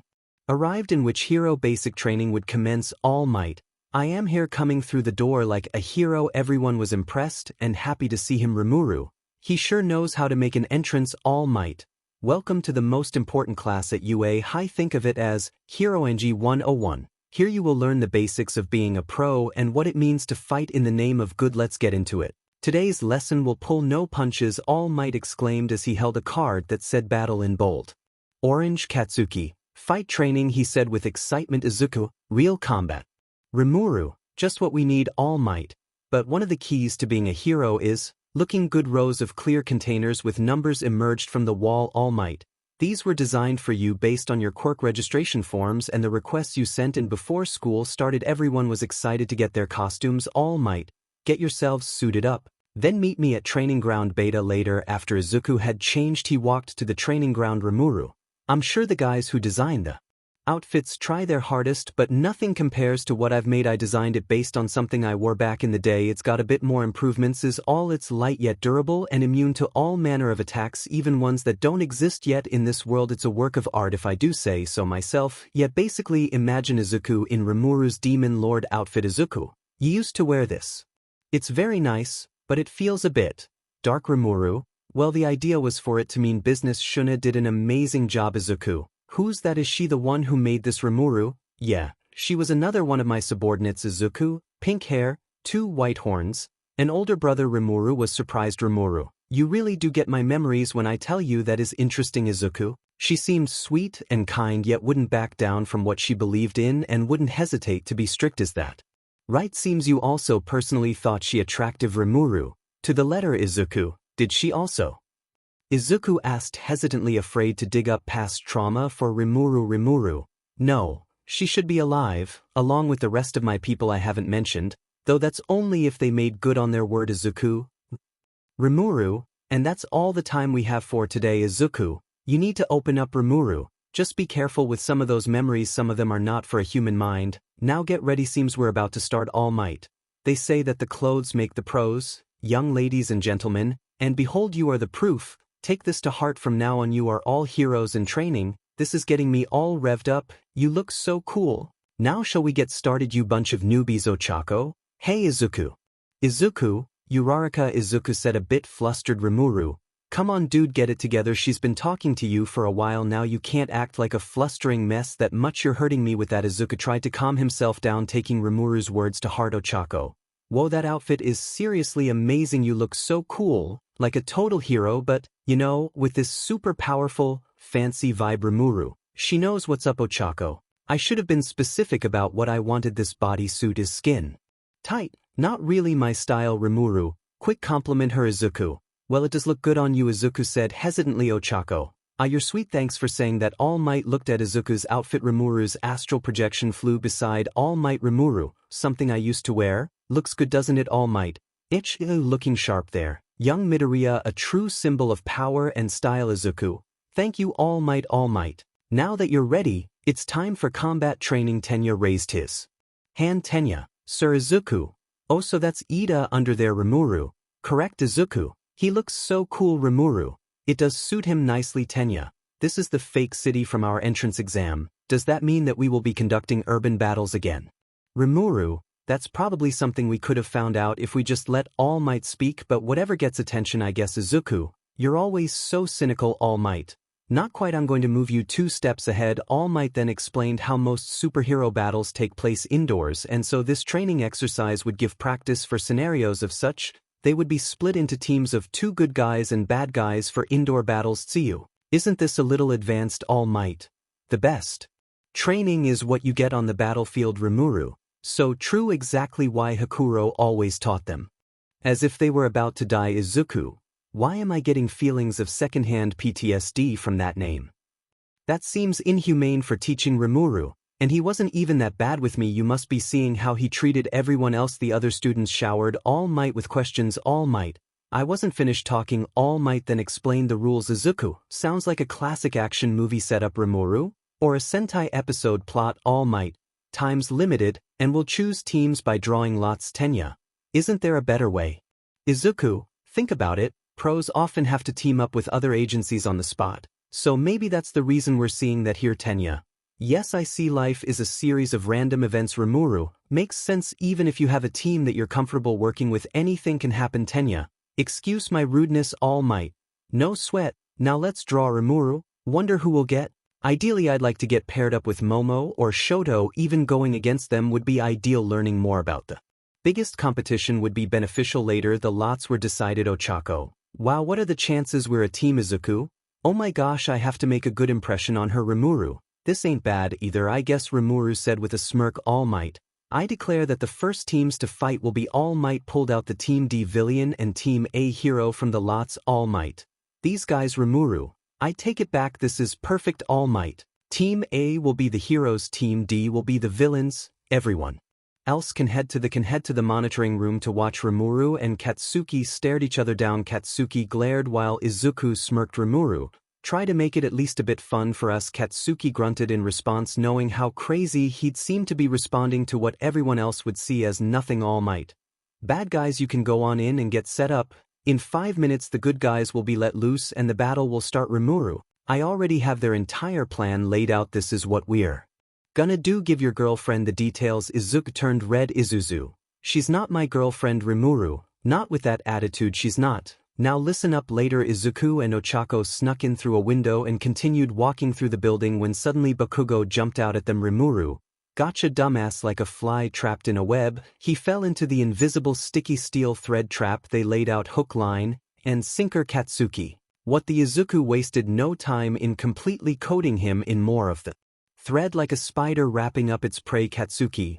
What the hell is this? Afraid to? Stand up and fight me, Rimuru. Fighting you isn't our assignment, detaining you and stopping the bomb is. Now hang tight while we ensure a flawless victory. Katsuki, get back here and fight me. Katsuki struggled to get out to no avail as Katsuki struggled pointlessly to break free. Izuku and Ochako moved on. Ochako, that was a smart plan. Izuku, well, I figured he'd go straight for me, that's just how he is. Rimuru, I know I'm a genius, no need to be shy about it. And here you said he'd never fall for that. I know a blind hater when I see one. I've had plenty myself with one capable fighter down. The mission was easy from then. Tenya was outmatched in the 2-on-1. By all accounts it was a flawless victory. All Might. Your indoor combat training is over. The hero team wins the next matches for each team of students commenced. Rimuru observed each student. Rimuru, that Shoto kid is definitely formidable. Even with the temperature immunity I gave your body, he'd be troublesome for you at this point.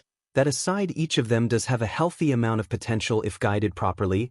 Best to keep working hard if we want to leave them in the dust. Izuku, I sometimes forget how competitive you can be. Rimuru, I just want you to win. Is that so wrong? Izuku spent a good amount of the rest of the day socializing with his classmates and getting to know them when he noticed Katsuki leaving, clearly upset. Izuku wanted to go after him but was stopped in his tracks. Rimuru, don't bother with him, it's better for both of you if you just learn from today. Izuku, but Rimuru, besides it's high time you cut that toxicity out of your life, just leave it be, he'll learn from this. Izuku, alright, I'll trust you. Rimuru. The next day as Izuku was walking to school he noticed a crowd of reporters. Rimuru, a great paparazzi, just say no comment and go, and if they bother us too much I'll scare them off. Izuku, that seems a little too drastic. Rimuru, a little lord's ambition here and there never hurt anyone. Traumatized, sure, but they recover. After scooting past the reporters as they tried to ask various questions, Izuku made it to class after their teacher Shoto Aizawa gave his feedback on their performances. It was on to the next priority. Shota, let's get down to business. Our first task will decide your future. You all need to pick a class representative. Everyone was eager to volunteer. Rimuru, man, showing how eager they all are proves that none of them have any idea of what it truly means to lead. That's disappointing, Rimuru said, quite exasperated, until he noticed Ida suggest they democratically decide after giving a speech about trust. Rimuru, even if it's clear he wants people to vote for him, I'd say it's a good idea. Maybe I judged him too quickly. He may be a stick in the mud sometimes, but that just says about his responsibility. Ida, it's the best way, right Sir Shota? Do what you want, just decide before my nap's over. Rimuru, I didn't realize he took the role of a substitute teacher. Anyways, vote who you want, but I'd vote for Yaoyorozu. She seems responsible and she knows what she's doing. That girl so far seems to excel in all areas of what a pro does, yet still has a lot of potential to grow. Plus she's pretty easy on the eyes. Izuku, that last part seems unnecessary. Well, Thanks for your opinion regardless. After tallying up the votes, 𝐒𝐮𝐬𝐽 got 3, 𝐾𝐮𝐭𝐡𝐨𝐫 got 2 and everyone else had 1 𝗲𝗏𝗏. Well, that's democracy for you. Doesn't help if the majority is divided and stupid, but at least we seem to have got it, and I'm glad at least one other person saw what I saw in her. 𝐒𝐮𝐽, how did I get 3 votes 𝗲𝗏𝗏? Well, looks like someone made a good impression. Makes sense though, you have a charming personality and you have succeeded with flying colors. You're the obvious choice, Katsuki. Okay, you idiots who voted for him, Hanta. What? Did you honestly think anyone was gonna vote for you? Katsuki, what did you just say? 𝗲𝗏𝗏, proving the point. Blondie Katsuki, damned ghost 𝗲𝗏𝗏. Ida has 0 votes. A shame, but respect for voting for someone else. Aizawa. Alright, the class rep is Midoriya, and our deputy is Yaoyorozu 𝗲𝗏𝗏. Well, this works out, and people are accepting of it, so just try to accept the role. I'll help you through it. 𝐒𝐮𝐽, thanks, I'll try to live up to expectations. 𝗲𝗏𝗏, don't just settle for that, settle to exceed. 𝐒𝐮𝐽 ate lunch with Ida and Ochako. After a good amount of conversation, an alarm went off. 𝗲𝗏𝗏, I don't think this is your standard practice fire drill. Everyone started panicking and leaving. 𝗲𝗏𝗏, even at UA, rowdy kids are rowdy kids. We need to avert this crisis before anyone gets hurt. 𝐒𝐮𝐽, what do we do? 𝗲𝗏𝗏, I'll handle this. 𝐒𝐮𝐽, 𝗲𝗏𝗏, I know what you're thinking, and give me a little more credit. I'm not gonna hurt anyone, just trust me, I got this. Unless you want to get trampled. Multiple kids kept on crashing into 𝐒𝐮𝐽. 𝐒𝐮𝐽, fine. 𝐒𝐮𝐽 closed his eyes. His hair turned long and blue and his eyes turned yellow when he opened them. 𝗲𝗏𝗏 wasted no time. He jumped to the top of the exit sign. 𝗲𝗏𝗏, calm down. 𝗲𝗏𝗏's words held so much authority. Everyone stopped in their tracks and had their attention on him. 𝗲𝗏𝗏 pointed to the window. 𝗲𝗏𝗏, it's just the press. Now stop acting like a bunch of sheep. The moment you see a wolf, you're training to become heroes, aren't you? Act like it. 𝗲𝗏𝗏's words were emphasized with high volume. Everyone couldn't help but look at him with fear and yet respect. They followed his instructions and calmed down as they went. Wailed in an orderly fashion. 𝗲𝗏𝗏, good, looks like they have some semblances of sanity after all. 𝐒𝐮𝐽, you didn't need to sound so mean. 𝗲𝗏𝗏 jumped down. Soon after, the police arrived and got the media to leave. 𝗲𝗏𝗏, good, seems like my job's done. 𝗲𝗏𝗏 returned control to 𝐒𝐮𝐽. 𝗲𝗏𝗏, see, done, and not a single ounce of violence necessary. 𝐒𝐮𝐽, I guess I can't argue with the results. Later, 𝐒𝐮𝐽 was in front of the class. 𝗲𝗏𝗏, 𝐒𝐮𝐽, you can do this whenever you doubt yourself. Just remember that Toshinori and I believe in you, so don't disagree with us too much in that regard. Just trust us, and when you feel overwhelmed you can take a deep breath and remember you're not alone. 𝐒𝐮𝐽 nodded and took a deep breath to recompose himself. Momo, it's time. Class rep, let's begin. 𝐒𝐮𝐽, right? Our next course of action should be figuring out who the rest of our class officers will be. Things went well and 𝐒𝐮𝐽 was able to get the hang of speaking publicly. His success in getting everyone's attention and calming them down allowed him to gain even more of everyone's respect. Class 1A was off to a great start after 𝐒𝐮𝐽 got home from school and finished his homework in less than a minute. Because of the genius skill, he sat down on the floor of his room and took a lotus pose to meditate. He closed his eyes and focused on his mind. His surroundings turned dark. 𝗲𝗏𝗏, welcome back, kid. 𝐒𝐮𝐽 opened his eyes. He was in a lesser version of the imaginary space in his mind that 𝗲𝗏𝗏 made for them to train. 𝗲𝗏𝗏, today we're gonna try something different. 𝐒𝐮𝐽, what do you mean by different? 𝗲𝗏𝗏, we're gonna spar. 𝐒𝐮𝐽, how is that different from normal training? 𝗲𝗏𝗏, this time I won't be using any of my skills or one for all in this simulation, but you will go all out. Come at me as if you're trying to kill me. 𝐒𝐮𝐽, if you say so. 𝗲𝗏𝗏 took a fighting stance. 𝐒𝐮𝐽 used one for all and lunged at 𝗲𝗏𝗏. Response: 𝗲𝗏𝗏 simply tilted to the side and 𝐒𝐮𝐽 missed. He tried to recover by using steel threads to wrap him up, but 𝗲𝗏𝗏 caught the threads and pulled 𝐒𝐮𝐽 to kick him in the stomach, which sent him falling back. 𝐒𝐮𝐽, his defense is impeccable, charging in at a distance and using his own moves against him definitely won't work. I'll have to fight him close quarters. 𝐒𝐮𝐽 got on his feet and launched a kick at 𝗲𝗏𝗏's head, but he blocked it with his fist. 𝐒𝐮𝐽 tried multiple punches and kicks, but each was parried and dodged until 𝗲𝗏𝗏 swept his legs, sending him falling and following up by kicking him in the stomach down on the ground so hard he bounced higher than he was standing, only to be slammed down into the ground again. 𝗲𝗏𝗏, so while the regeneration is kicking in, what do you think I'm trying to teach you with this specific beatdown? 𝐒𝐮𝐽, the importance of technique in fighting. 𝗲𝗏𝗏, exactly. There were only 2 of our classmates that beat us in the physical tests. Momo Yaoyorozu in first place and Shoto Todoroki in second. Guess which one is more of a threat to you now? 𝐒𝐮𝐽, I guess given the sheer power of their quirks, Todoroki might be more of a threat. 𝗲𝗏𝗏, Impressive, that's completely wrong 𝐒𝐮𝐦𝐬𝐴. We're perfectly prepared to deal with all manners of quirks that involve raw power, be it pure physical strength or mass use of the elements against us. If we're fighting Todoroki, it's as simple as using black flames on his ice and it'll melt. Before her can even think of freezing it, and fire doesn't affect us as we have heat nullification. But I ask you, what are you gonna do if Yaoyorozu creates a gun and just shoots you in the face? Izuku had a face of scared realization. Rimuru, you haven't even learned body armor yet, you're instantly screwed. We need to be more prepared against smaller villains that aren't flashy but practical. Getting good with close combat will help with that. Practicality over power is exactly what's necessary. If you want to win your fights, sometimes you don't need to be the stronger one, you just need to be able to beat your opponent. Izuku sat up straight. Izuku, what do you suggest? Rimuru, well, along with teaching you the body armor skill, I'm gonna teach you the fighting style I developed. It'll help you against all manner of attacks, but it'll help if you use magic sense along with it. Izuku, right? Inko. Izuku opened his eyes and awoke from imaginary space and was back to reality as he heard his mother calling. Inko, dinner's ready. Rimuru, we'll pick this up after dinner. Izuku. Right. The next day in class, on his way to class, Izuku walked by a row of TVs that showed the news to find something that stood out to him. News anchor. As you can see, the same blue-haired vigilante boy who saved the day from the sludge monster can be seen at UA High. He, apparently, is also taking schooling there. Izuku sweat and twitched his eyes. Rimuru, I guess I overdid it when I got everyone's attention. One of the reporters must have been affected by the authority I gave off. Izuku, what do we do about this? Rimuru, nothing, you look different when I take over your body. Those reporters won't be able to tell the difference. Izuku, if you're sure. Later in class, Shota, today's training will be a little different. You'll have 3 instructors, me, All Might, and another faculty member will be keeping tabs on you. Izuku, 3 pros? Is it because of the break-in? Rimuru, those reporters were nowhere near capable enough to breach the defenses yesterday. It was someone else, and they don't know if that person will strike again. If nothing else, 3 pros, All Might included, should ease the kids' minds so they can focus. Seems like the right play. Hanta, sir, what kind of training is this? Shota, rescue, you'll be dealing with natural disasters, shipwrecks, stuff like that. Denki, disasters, huh?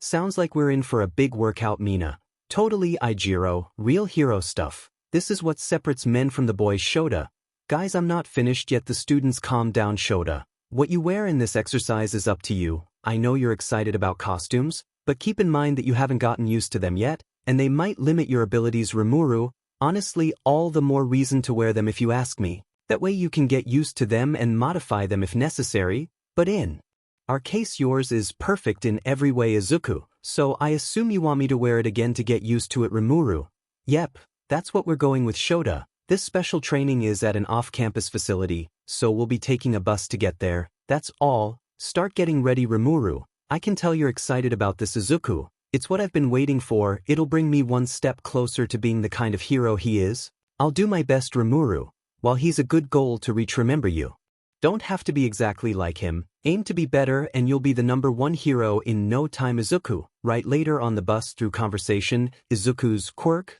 became the main topic. Tsuyu, that power of yours, what is it exactly? It seems all over the place in terms of abilities. Izuku, really, you think so? Jiro, yeah, it's got so many different powers and more come with it. I bet it's cool having a wild card type of quirk like that. You could do a lot of flashy stuff with it. As the conversation continued, Izuku was relieved no one asked him something like, what even is your quirk? Since that would be harder to explain given the secrecy. Shota, hey, we're here, stop messing around. When they got off the bus, they were greeted by the pro hero 13.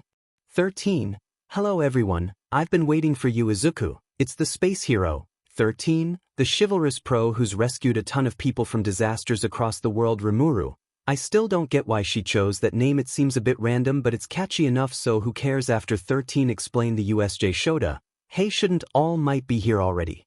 Let me guess, he booked an interview instead. Rimuru, he does not seem the most fond of the big guy. I don't see why. It's not his fault he's popular. He overheard them talking about All Might's time being run short. Rimuru, even though he has 2 hours, he still can't help himself from spending all that time saving people. Well, can't fault him for that. Not only is it pretty noble, it also lets people know that All Might is still out there. Izuku, you're right. Rimuru, well, nothing to do about it aside from getting even stronger so we can pick up the slack. As 13 explained the importance of being a hero to save lives, Rimuru suddenly went on guard. Rimuru, Izuku, look alive, we've got trouble. Izuku did what he said while trying to figure out what was going on. A purple portal opened up and villains began emerging from it. 𝗀𝗱. Stay together and don't move. 13. Protect the students. 𝐀𝐮𝐭𝐡𝐨𝐫. The only real heroes I see are 13 and Eraserhead. Perplexing. According to the schedule we retrieved from Yua, All Might should be here as well. Rimuru. So they're after the big guy Tamura.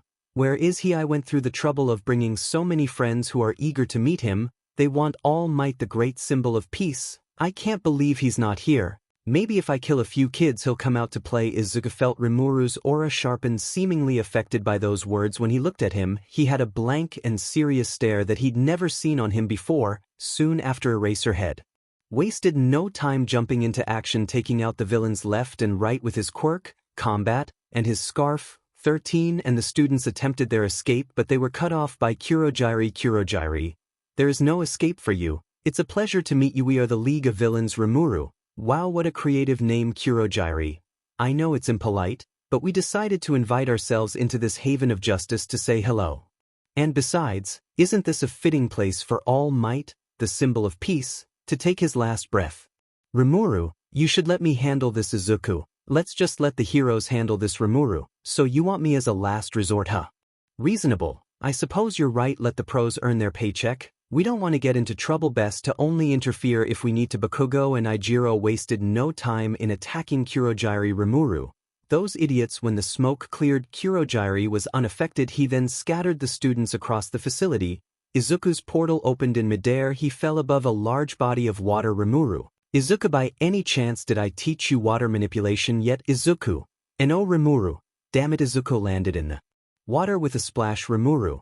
Well, let's see if we can speedrun learning this soon. A half-fish villain swam up to him. Rimuru. Scratch that. In no time, just use gluttony on the water and spit it out at a high output. Izuku hastily did as Rimuru said and aimed down. He came flying out of the water. Rimuru. Well, I was hoping you'd use it against that villain, but this works too. Izuku thought fast and used sticky steel thread to reach the boat and land on it gracefully. Tsuyu. Nice moves. Midoriya. She slammed Mineta down on the boat. Rimuru and Izuku could sense Tsuyu's hostility to Mineta and both thought it best not to ask why. Tsuyu. This is turning out to be a terrible day of class. Izuku. You can say that again. Well, only thing to do about it is make a plan so we don't get tortured to death by villains. The aquatic quirked villains surrounded the boat. Mineta. Bad guys. Rimuru. Great observation sense. This one. Well, it's not like this isn't an easy problem to solve. Izuku. I wouldn't call this easy. Rimuru. Are you serious? This is hardly a challenge as much as it's a chore. Let me clean it up for you. Izuku. No, I shouldn't rely on you too much. Rimuru. Fine, then at least let me drop you this hint. Where are all of the villains right now? Izuku. The water. Rimuru. Good, now take a deep breath and think about what move we have that would solve this easily. Izuku. Oh, right. Mineta. So I have an idea. The villains watched as the students seemed to shoot off in the air like a missile. Before they could think to go after them, black lightning struck the water surrounding the boat, rendering them all incapacitated. Soon after, they landed nearby in the water and swam to the shore until it was shallow and they could walk. Rimuru. Good plan. See what happens when you keep a cool head. Izuku. Right, thanks for helping me keep my nerves calm again. Izuku, Tsuyu, and Mineta decided to check on their teacher. Mineta. Remember, Midoriya, we're just here to see how things are going, right? Rimuru. I'm with the grape. This does not seem like the best idea. Izuku. We'll get out of here the second it seems dangerous. They saw how Eraserhead was beginning to struggle against such a large group. Rimuru. That elbow is not looking well. The only thing going for this guy is that most of these guys are untrained, but even so I don't think he can hold out much longer. As if on cue, the Nomu attacked Eraserhead brutally. Tamura. What do you think of him? Eraserhead. Tamura. He's the bio-engineered anti-symbol of peace, but you can call him Nomu. Rimuru. That thing may be troublesome. The Nomu was mangling Eraserhead. Rimuru. He clearly is out of his league. We need to do something now. Izuku. Should we help him or run? Rimuru. Either works, but I'd recommend getting the hell out of here before. Rimuru. They notice us. Tamura reached straight for Tsuyu's face before he could make contact. Izuku reacted. He aimed to punch the handsy villain with his full strength of one for all in his arm. Izuku. Get away from her now. The force from Izuku's attack caused a massive shockwave in the air that covered a massive area of the facility. Izuku. I don't feel the regeneration. Was I able to land that much energy in a punch without hurting myself? Rimuru. That was way more than 8%, but I am afraid now is not the time to celebrate. The smoke cleared and revealed that the Nomu took the full force of Izuku's attack and was unfazed. Rimuru. He seems to have some sort of shock absorptionness. Is not good. 𝐒𝐮𝐬𝐴 with me now. Izuku braced himself, ready to follow the command, but before he could act, the Nomu struck with brutal force, its backhand connecting with a sickening impact. The blow launched Izuku like a ragdoll, his body flying through the air before crashing into the water. He hit the surface and sank, lifeless, like a stone dropping into darkness. Every student's gaze was locked on the scene, horror etched across their faces. They had all seen it, their brightest, most determined classmate, brought down with terrifying ease, vanishing beneath the water's depths. Tamura, hi. Thought that kid had an interesting punch, but he just seemed like an overhyped mini-boss. Clearly nothing to worry about now. Let's finish off the rest of these brats. Tamura's hand stretched toward Mayonetta and Tsuyu, both paralyzed with shock from Izuku's sudden defeat. He aimed to decay them both, but as his hand closed in, it grasped only air. Confused, he scanned the area and froze upon spotting a new figure on the top of the stairs. This figure wore the same attire as the boy Nomu had just swatted aside, yet bore long, majestic silver-blue hair and piercing yellow eyes, like those of a beast. He held Mayonetta by the collar, the ground mere inches from the boy's face, while Tsuyu was cradled with surprising gentleness. Rimuru. It's a good thing he reflexively used body armor when that Nomu hit him, or it might have killed him on impact. Well, I guess I'd better handle things now. He dropped Mayonetta and gently let down to Hugh. Thanks, Midoriya. Mayonetta. How did you? He said as his face was on the ground. Rimuru. Don't worry about that right now. Rimuru then suddenly appeared by Shota. Rimuru. He put up a very good fight despite being at such a disadvantage. He's got my respect. Tamura. How the hell are you still alive? Nomu crush that brat. The Nomu lunged from behind Rimuru, aiming a powerful punch. But before it could make contact, its upper body suddenly burst apart, as if detonated from within. The force of the blast sent its remains flying away from Rimuru, leaving only lifeless legs crumpling to the floor. Rimuru. Geez, if the thing was that weak, it didn't stand a chance against Toshinori. Tamura's eyes widened in horror as he watched the Nomu's upper half explode mid-strike, its remains scattered across the floor. A cold chill crawled up his spine, freezing him in place. He staggered back, his breath catching in his throat as he struggled to process what he had just witnessed. A creature built for destruction, obliterated in an instant. Fear rippled through him. He had never seen power like this before. He was frozen in fear as it seemed like Rimuru was approaching him, but Rimuru simply stopped in front of Shota. He put his hands on him and he was healed but still unconscious. Rimuru. While victory is sweet, consider that your participation trophy 𝐾𝐮𝐭𝐡𝐨 appeared beside Shigaraki 𝐾𝐮𝐿. The plan has failed due to an unforeseen outcome. We must flee. Tamura didn't say a word as he was transported out of there as swiftly as possible. Rimuru. I'd go after them, but I should focus up here. With a swift tug of his right arm, Rimuru unleashed a web of sticky steel thread that ensnared every villain in the USD.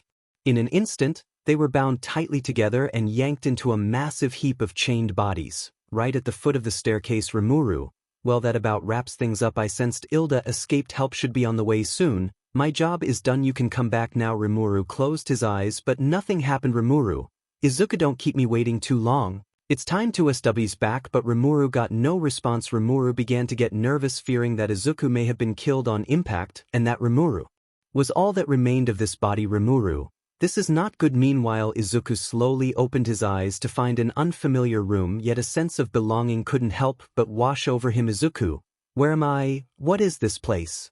He couldn't speak or move. All he could do was observe. He saw Rimuru walking in a hallway, seemingly in a manner that had stealth in mind. Izuku. Are these Rimuru's memories? He must have had some important mission here. If I was brought to see this, it must be something I need to know. Rimuru seemed to be walking behind someone, his arms stretched out to reach them. Rimuru. Good morning, Seal. Izuku turned red. Seal. Sir, must you do this every morning? Rimuru. You make it sound like it's my fault. You're so cute, he said as his hands didn't leave her. Seal. Sir, I think it's time we had a talk. Rimuru. If it bothers you that much, Seal. It's not that, you're putting too much on yourself. It's been over 1 trillion years. This is not the solution. Rimuru. Seal, you and I both know that this is what needs to be done. Seal. but it's torturing you, and ignoring it while pretending everything is fine and drowning yourself in pleasures is not going to help you, Rimuru. It doesn't matter, it's what will protect everyone's 𝐶𝐮𝐬𝐴. You know how it hurts me watching you destroy yourself, Izuku. What are they talking about, Rimuru? 𝐶𝐮𝐬𝐴, come on. Rimuru held his beloved wife closer. Rimuru, you know I've gotten through worse, it'll be okay, I promise. 𝐶𝐮𝐬𝐴 shrugged his arms off. 𝐶𝐮𝐬𝐴, you can lie to everyone else, but you know you can't lie to me. I won't let you destroy yourself, Rimuru. You don't have a say in that matter. Izuku felt the world around him go dark, and various flashes of black and red were all he could see until it settled on an image in darkness. Rimuru, I'm sorry, please forgive me, please don't leave me, I need you, you can't leave me like this. Izuku. It seems like these memories are close together in time, meaning he lost 𝐶𝐮𝐬𝐴 soon after that conversation. He likely still blames himself. What happened? I need to know. Izuku tried to focus more in an attempt to find more of Rimuru's past. Rimuru, what are you doing here? Izuku heard Rimuru's voice, but he still couldn't move. Rimuru, these are my memories, I don't know how you got here, but stay out. Izuku felt a hand on his shoulder and felt like he was being pulled beyond the speed of light until he finally settled. Rimuru, is this seriously where you've been snooping around my private memories while I save the day? Real heroic. Izuku, I didn't do it on purpose. Rimuru, doesn't change the fact that you saw too much as is. Izuku, I didn't mean to see those memories, I just appeared there as soon as I got knocked out. Wait, speaking of which, is everyone alright? Rimuru sighed. Rimuru, damn it, it's hard to be mad at you when you're so concerned about others.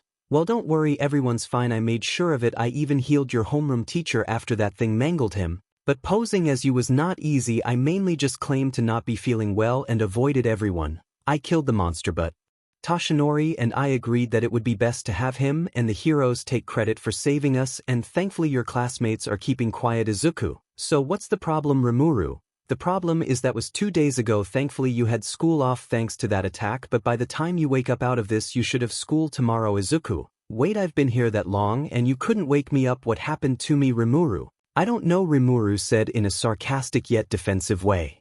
Rimuru, this whole thing we got going on is just as new to me as it is to you. Izuku, so does this mean I can wake up now? Rimuru, well yeah, but first I'll need to tell you that there may be some side effects for me possessing your body for so long. Izuku, side effects?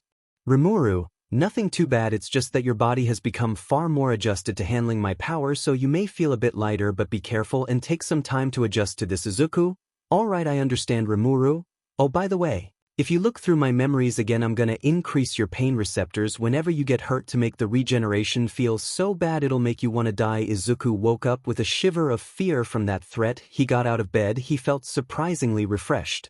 Izuku, you're right, my body does feel different. As he walked around and jumped in place, his body felt considerably lighter. The weights he used to be struggling with felt like paperback light novels. Izuku, I wonder if this will affect my usage of one for all. Izuku left his room and greeted his mother. Izuku, good morning, Mom. Inko, Izuku, you're really back to yourself, aren't you? Izuku, yeah, I'm sorry if I was acting strange. Inko, you were acting so strangely. You barely looked like yourself, and I didn't know what to do. It was like you were here but not really. Izuku looks down, guilt and determination in his eyes. He reaches for her hands, holding them gently. I know. I'm sorry I put you through that. I didn't mean to scare you. I had to go through something and it changed the way I acted. But I promise, it was just temporary. Inko, Izuku, I didn't recognize you. I thought maybe something had happened that you weren't telling me. Izuku held his mother's hands reassuringly. Izuku, nothing bad happened, Mom. I'm still me. I just had help in a way. I didn't want you to worry, but I guess I wasn't very good at hiding it. Inko lets out a small, shaky laugh, wiping her eyes. Inko, I was just so scared. Izuku, all I wanted was for you to come back to yourself. Izuku, I know, and I'm here now. I'll always come back. I'll make sure to talk to you if something like this ever happens again. You deserve to know. Inko nods, finally smiling a bit, relieved. She pulls him into a tight hug, holding him close as the tension melts away. Inko, just don't scare me like that again. Okay Izuku, I promise, Mom. I'm here to stay.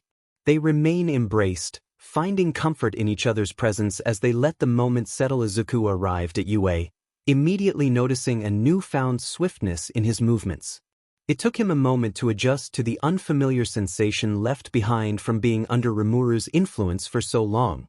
Now, stepping into 1A's classroom, he tried to refocus his mind on the day ahead. Toru, you guys, did you watch the news last night? 𝐻𝐻𝐿? Yeah, Toru. It was so cool that we got a few seconds of screen time. Denki, we're totally big deals, but still I don't think anyone's standing out as much as Midoriya on the news. 𝐒𝐮𝐦𝐦𝐚𝐫𝐲. Well, yeah, I mean, come on, the news was all over the fact that the blue-haired vigilante was at the scene and is attending UA in our class. Everyone's got their eyes on you. Guess it's pretty lucky your quirk can help you change your hair so it's harder to recognize you as Deku. Well, I didn't do that much, my netta. Don't say that you saved me and Azui. We would have been dead if it wasn't for Yutsuyu, and the school is covering it, but we all saw how you defeated that bird monster Izuku. Well, it's better that way, isn't it, Momo? It seems we do have quite a reliable class representative. 𝐻𝐻𝐿. Yes, your strength is truly a thing of wonder, Tenya. To appear from one location to another in the blink of an eye, jump in the air like a rocket, attack something leaving behind the force of a hurricane, and with the change of your hair and eyes become strong enough to obliterate a dastardly foe without anyone being able to see it, and to heal someone with crippling injuries like they were never there. One must wonder, what are the limits to your power, Ijiro? It does make you wonder, what even is your quirk? Midoriya Izuku. Oh well, its name is Rimuru, but that's all I can really explain. Ochako. Izuku, did you dye your hair? It looks silver blue in the center. Izuku. Izuku took a better look at himself. Izuku. Oh, well, that's an occasional side effect is all. Everyone had their suspicions of Izuku when it came to his quirk, but they didn't have time to address them as their teacher walked in. Shota. Morning class, it's time to discuss your next big battle. Your fight isn't over yet, Katsuki. Our fight. Izuku, don't tell me, my netta. Not more bad guys. Shota, the UA Sports Festival is about to start. Ijiro. Yes, students. Why would you scare us like that? Rimuru. I'm so glad I healed him, Rimuru said, amused with Aizawa's way of doing things. Students. The sports festival, Ijiro. Let's go kick some. But the festival was explained in greater detail along with why it was too important to be cancelled. Rimuru. While the Olympics have really been done dirty over the years since quirks arrived, well, I can't say it doesn't make sense. I'd rather watch a sports festival with superpowers than a time-honored tradition without them. With that, class was soon dismissed. After their modern literature class, everyone seemed excited about the sports festival and the chance to show off and get noticed by agencies. After a conversation with Ochako and Ilda about Ochako's goals, Izuku was approached by All Might to have lunch with him. Naturally, he accepted. Izuku.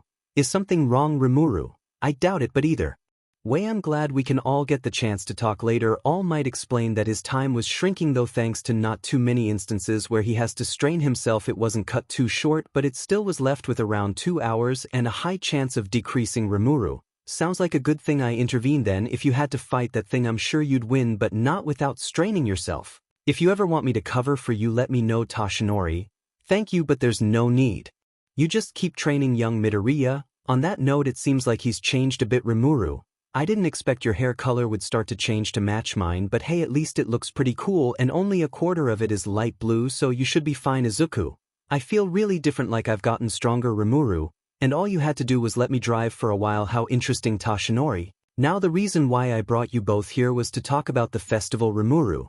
We're gonna dominate that thing like hell. Wait, Izuku's still a minor, so I can't make that metaphor. Never mind, Toshinori.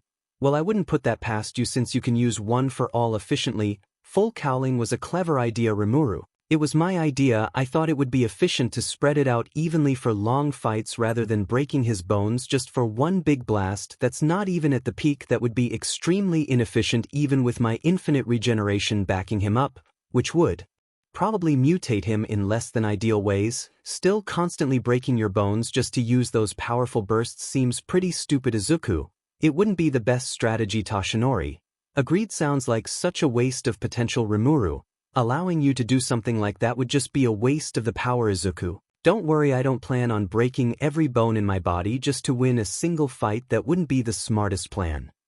Toshinori. To be frank, I don't have much time left as the world symbol of peace. Soon I'll have to put that title to bed. Izuku. No way, Toshinori. And some villains out there are starting to notice that someone has to step up and keep the people safe. I gave you my power for one reason. 'Cause you will be the hero who takes my place. Rimuru smirked. Rimuru. Figured as much. Toshinori. Do you still feel the same way when we meet? Do you still want to be a hero, 𝐒𝐮𝐬𝐵, more than anything, 𝗧𝗓𝗧𝗟? Excellent, the time has come for you to prove it. This sports festival is something that the pros, no, the entire country will be watching very closely. I want you to think of this sports festival as your big debut. You are the fledgling symbol of peace, the next All Might, 𝐒𝐮𝐬𝐵. I want you to introduce yourself to the world and proudly say, I am here. 𝗏𝗏𝗏 chuckled 𝗏𝗏𝗏, love the hype, but no offense, who's to say we won't surpass you in the end? I don't just want him to be the next #1 hero or symbol of peace. I want you to be the best there ever was, to become such a force of good that villains lose heart and see their actions as pointless. I want good to feel like common sense, because you exist. To be the one above all in heroism, that's what I want for you, 𝐒𝐮𝐬𝐵. Do you think you can live up to that? 𝐒𝐮𝐬𝐵 felt the weight of their expectations, but with a heart full of resolve he embraced them, carrying each one with unwavering enthusiasm. 𝐒𝐮𝐬𝐵, I won't let either of you down, I promise. Later, as class reached its end, class 1A was crowded with students from all other classes. Ochako, why the heck are you all here? Ilda, do you students have some sort of business with our class? Mineta, why are you blocking our doorway? I won't let you hold us hostage. 𝗏𝗏𝗏, good questions, but there's only one possible answer. Katsuki, they're scouting out the competition, idiots. We're the class that survived a real villain attack. They want to see us with their own eyes. Katsuki stopped in front of the crowd. Katsuki, at least now you know what a future pro looks like. Now move it. Extras. Ilda, you can't go around calling people extras just because you don't know who they are. 𝗏𝗏𝗏, now don't think of this as me defending Blondie, but if you don't know who they are, then they clearly haven't stuck out to you enough to be deemed as worth remembering. Hitoshi, so this is class 1A. I heard you guys were impressive, but you just sound like an but. Is everyone in the hero course delusional, or just you? How sad to come here and find a bunch of egomaniacs. 𝐒𝐮𝐬𝐵, oh don't worry, he's the only one that's in, but it's a thing with him. 𝗏𝗏𝗏, got that right. Katsuki, can it both of you? Everyone. Both. Hitoshi, I wanted to be in the hero course, but like many others, I was forced to choose a different track, such as life. 𝗏𝗏𝗏, the F this has to do with us. I wonder. 𝐒𝐮𝐬𝐵, be nice. Hitoshi, I didn't cut it the first time around, but I have another chance. If any of us do well in the sports festival, the teachers can decide to transfer us to the hero course, and they'll have to transfer people out to make room. Scouting the competition. Maybe some of my peers are, but I'm here to let you know that if you don't bring your very best, I'll steal your spot right from under you. Consider this a declaration of war. 𝐒𝐮𝐬𝐵 suddenly appeared beside him and patted his shoulder faster than anyone can see. 𝐒𝐮𝐬𝐵, good for you, work hard and you'll be able to take someone else's spot if you're lucky. But 𝐒𝐮𝐬𝐵's grip on his shoulder tightened and it felt like steel as he said these words in a more serious tone that made the area more tense. 𝐒𝐮𝐬𝐵, I promise you that spot is not gonna be mine. Hitoshi, you're that kid whose hair turns long and blue, right? 𝐒𝐮𝐬𝐵 was about to respond when 𝗏𝗏𝗏, don't answer any questions from this guy. 𝐒𝐮𝐬𝐵 took 𝗏𝗏𝗏's warning to heart. He closed his mouth before he could speak. Hitoshi looked surprised. Tetsu, hey you, I'm from class 1B next door to you. We heard you fought some villains and I came to see if that was true, but you're just a bunch of brats who think you're better than us. 𝐒𝐮𝐬𝐵, oh, is that what everyone needs to tell themselves to avoid the truth? Well, all will be revealed at the sports festival. Until then, make sure you all do your best and remember to have fun out there. 𝐒𝐮𝐬𝐵 said as he began to take his leave. Everyone moved out of the way accordingly as he walked by. Tetsu, talk all you want, it'll just be more embarrassing when you're KO'd. Katsuki, well, Deku has some semblance of the right idea. These people don't matter, the only thing that's important is that I beat them. Katsuki also made his leave. Tetsu, I'm coming for you. Both of you. 𝐒𝐮𝐬𝐵 didn't waste any time. He and 𝗏𝗏𝗏 were training in any free moment they had training it, and with that training and the effects of 𝗏𝗏𝗏 being in 𝐒𝐮𝐬𝐵's body for so long, 𝐒𝐮𝐬𝐵 was capable of using 30% of 1 for all 40 if he can tough it out and use it quick bursts. 𝗏𝗏𝗏 taught him more skills as well. It seemed that 𝗏𝗏𝗏 being in his body for that long and being exposed to more of his memories allowed him to master faster. 𝗏𝗏𝗏, alright, we're making a lot of progress. This is a good stopping point. Let's head home. 𝐒𝐮𝐬𝐵, right on the walk back, 𝗏𝗏𝗏 was floating beside 𝐒𝐮𝐬𝐵. 𝗏𝗏𝗏, I must say I'm pretty impressed with the speech you made and the way you asserted yourself. You made me so proud, kid. 𝗏𝗏𝗏 said as he shed a tear in one of his eyes. 𝐒𝐮𝐬𝐵, it felt a bit mean, but I believe you know what you're talking about. 𝗏𝗏𝗏, Toshinori said this is where you make your big debut. We have to hype it up in the best way possible. 𝐒𝐮𝐬𝐵, so tell me more about your time in the Cardinal. 𝗏𝗏𝗏, right, so where was I again? 𝐒𝐮𝐬𝐵, You were about to become a demon Lord Rimuru. Oh yeah, that now listen closely, this is one of those times I had to make those harder decisions, but you have to understand it was either them or us, and they made their choice. Izuku wanted to know more about Rimuru, and he understood there were some parts he did not wish to discuss. He believed talking about it from beginning to the end would help him get to the darker parts of his story. By the time they made it home, he finished the story on how he became a demon Lord. Izuku, well, I can understand what you did and why it's a shame about the soldiers, though. Rimuru, looking back, they were just barbarians, willing to steal, kill, and even forcibly satisfy their lust, all in the place I called home. When you're the leader and hero of a whole nation depending on you, especially after such a tragedy under your direction, you do what you can to ensure their well-being. Izuku, making hard choices like these are exactly what it means to be a hero. Rimuru, exactly. I'm glad you're learning, kid, which is a good thing because I guarantee you others are doing everything they can to train themselves and make sure they come out on top. But let them come, that'll make it more fun. The morning of the UA festival arrived quickly. Izuku, please be careful and don't get hurt. Izuku, don't worry. Mom, I'll be fine, I promise.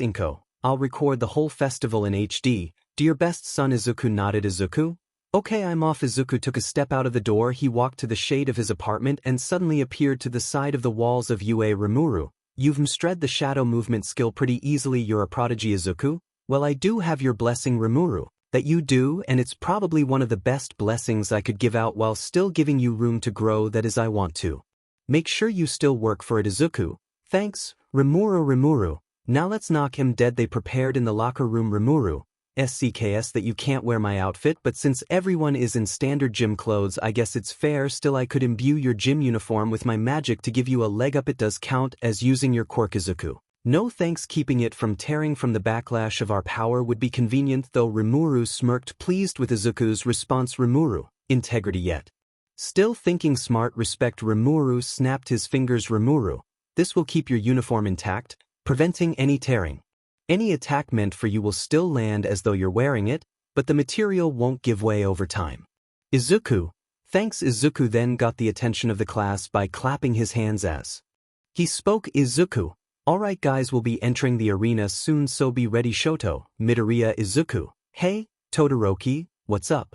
Shoto, from an objective standpoint, I think it's blatantly clear you're the strongest in the class. Izuku, well, I'd say that's arguable. Izuku said, trying not to sound too cocky against his classmates. Shoto, however, you've got All Might in your corner helping you out. Izuku looked concerned, wondering how suspicious he was of them. Shoto, I'm not here to pry about what's going on between you two, but know that I will beat you. Izuku, I welcome the challenge, let's do our best. Izuku offered his hand to shake it. Shoto stared at it for a bit but thought it best to return the gesture. Shoto, yes, let's. Denki, what's with all the declarations of war lately? Later, every student was to emerge naturally. Class 1A seemed to be hyped the most out of every other class. Midnight, now the introductory speech. Rimuru, Veldonavadiman. Rimuru rested his thumb against his cheek, his index finger on his chin, captivated by Midnight and her outfit, one that might be deemed questionable attire for a high school setting. Ijiro, someone should talk to Miss Midnight about what she's wearing. Denki, yeah, that costume should come with a warning. Fumikage, is it really appropriate apparel for a high school game? Mineta had no complaints whatsoever. Midnight, silence, everyone. Midnight struck her flogger style WHP. Midnight, and for the student pledge, we have Izuku. Midoriya. Izuku, me. Rimuru, you got the best scores on all exams, so it makes sense. Now get up there and say your piece, kid. Izuku took a deep breath and nodded. Izuku, right. He walked up to the podium and stood in front of the mic. He took a deep breath and spoke. Izuku, let's all try to have fun, and to my fellow students, do your best because I won't be holding back. As he got off the stage, Izuku's words were decently received, not too arrogant and not too humble, all in all respectable, but it did not stop any spirit of rivalry. Rimuru, I like it, respectful and assertive. Midnight, without further ado, it's time for us to get started. Midnight launched into an explanation of the obstacle course, her voice brimming with excitement as she detailed each challenge ahead. Midnight, now then, take your places, contestants. Izuku did as instructed as he stood before the exit and chuckled. Izuku, this is where the fun begins. The countdown began for the obstacle course when the last light went out. Midnight, begin in a heartbeat. Izuku took off, leaving a trail of students sent flying back from his impact. His classmates, however, expected something like this and held their ground, though barely. He'd vanished from everyone's sight. 𝐒𝐮𝐭𝐡𝐨𝐫 noticed a couple of robots but only punched through one of them to clear a path for himself. Present mic. And 𝐒𝐮𝐭𝐡𝐨𝐫 takes an early lead with a devastating display. How about some color commentary? 𝐶𝐿 how did you talk me into this? The rest of the students tried to follow him out, but when they reached the exit they felt as if they were trapped in a web. Literally. Student 1. What is this? It's so sticky yet durable. Student 2. I'm stuck, I can't move. But class 1A expected this. They used their quirks to reach over the threads. 𝐀𝐮𝐭𝐡𝐨𝐫 had taken second place as he was ahead of the rest but nowhere close to 𝐒𝐮𝐭𝐡𝐨𝐫. An expected tactic but an effective one, 𝐻𝐭𝐡𝐨𝐫 said as he rocketed over the threads. 𝐒𝐮𝐭𝐡𝐨𝐫. At least he didn't place it too high. 𝐒𝐮𝐭𝐡𝐨𝐫 said as she floated over it. 𝐀𝐮𝐿. The lead wasn't enough for him. Seems our class representative is greedy, 𝐀𝐮𝐿 said as she pole vaulted over the threads. 𝐀𝐮𝐿. He's already so far ahead, I can't focus on slowing everyone else down, I need to catch up, 𝐀𝐮𝐿 said after he'd frozen a path over the thread. He didn't even care if other students could take it as a path through, he could only focus on attempting to catch up to 𝐒𝐮𝐭𝐡𝐨𝐫, who at this moment had already reached the fall. He hopped from cliff to cliff and reached the other side. 𝐮𝐭𝐡𝐨 watched from her home TV. 𝐮𝐿𝐴. 𝐻. Look at him go. I didn't know he was so fast. When did he? 𝐻. Please. Be careful. 𝐒𝐮𝐭𝐡𝐨 reached the other side with ease. 𝗛𝗏. We've been alternating at speeds between 90 to 120 miles per hour. This is a nice pace. I can't see the other students with basic vision. Now how does taking such a lead feel? 𝐒𝐮𝐭𝐡𝐨𝐫. Pretty good, but anything can happen. I can't get sloppy. Present mic. At an astounding speed 𝐒𝐮𝐭𝐡𝐨𝐫 approaches the last obstacle. 𝐀𝐮𝐿. He's already there faster. I need to catch up, 𝐀𝐮𝐿 said as he finally reached the fall. Katsuki. Damn it, at this rate I'll lose to Deku and that blue raspberry ghost. 𝐒𝐮𝐭𝐡𝐨𝐫 saw the mines but only sped up to his top speed using 40% of one. For all he zoomed past the mines before they could even explode. He left a trail of the explosions in his wake. Present mic. And 𝐒𝐮𝐴𝐫 zooms past each mine. Guess you don't need to be careful of them when they're too slow to reach you on time. 𝐻𝐼𝐿𝐴. It seems like a reckless tactic. One misstep and he's done for, but with such precision and speed that's unlikely to happen. 𝐒𝐮𝐭𝐡𝐨𝐫 reached the end of the mines with ease. He slowed down back to 30%. 𝗛𝗏. Bold move, I like it. How are you holding up after that 40% burst? 𝐒𝐮𝐭𝐡𝐨𝐫. A little sore but I can manage. 𝗛𝗏. Just in case I'll slightly regenerate you once we finish this. 𝐒𝐮𝐭𝐡𝐨𝐫 made it to the finish line with relative ease. Present mic. With an overwhelming lead and new record in speed, 𝐒𝐮𝐴𝐫 is our champion. The crowd went wild for 𝐒𝐮𝐭𝐡𝐨𝐫. All eyes were on him, not just at the stadium. 𝐮𝐿𝐴. My baby 𝐒𝐮𝐿. Tamura was also watching, completely silent but with wide eyes. He recognized the same boy that made his 𝗏𝗏 look like nothing. 𝐒𝐮𝐭𝐡𝐨𝐫 looked at the crowd and saw 𝗏𝗏 applauding him like everyone else, but 𝗏𝗏 had a far superior form of pride than anyone else at the stadium could reach. 𝐒𝐮𝐭𝐡𝐨𝐫 smiled and posed with both his arms up, flexing them, a replica of the way All Might does. The crowd loved it. 𝗏𝗏's pride for 𝐒𝐮𝐭𝐡𝐨𝐫 grew bigger than he could imagine. It took everything he had not to jump and yell, "That's my student 𝗛𝗏. You've done well, 𝐒𝐮𝐿A𝐴." It took a while but the other students made it through as well. 𝐀𝐮𝐿. You could hardly call it a race. He completely obliterated all of us and I can't help but shake the feeling he was holding back. Katsuki. Deku. No way, not again. Soon after all the students arrived. Midnight. The first game for the first years is finally over, and what a game it was. Now let's take a quick look at the standings, shall we? After the rundown of placings, it was revealed the majority of the qualifying round consisted of Class 1A and 1B. Midnight.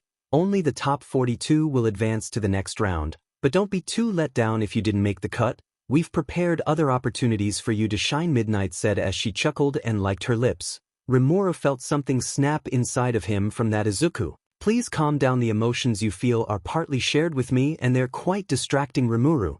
Sorry, it's just been a while for me. Midnight. Now the real fun is about to begin. The chance to fully move yourselves into the limelight. Give it your best. The event randomizer rolled. Midnight. Let's see what we have in store for you next. Will your wildest fantasies come to life? What will it be? The waiting is torture. 𝗛𝗏.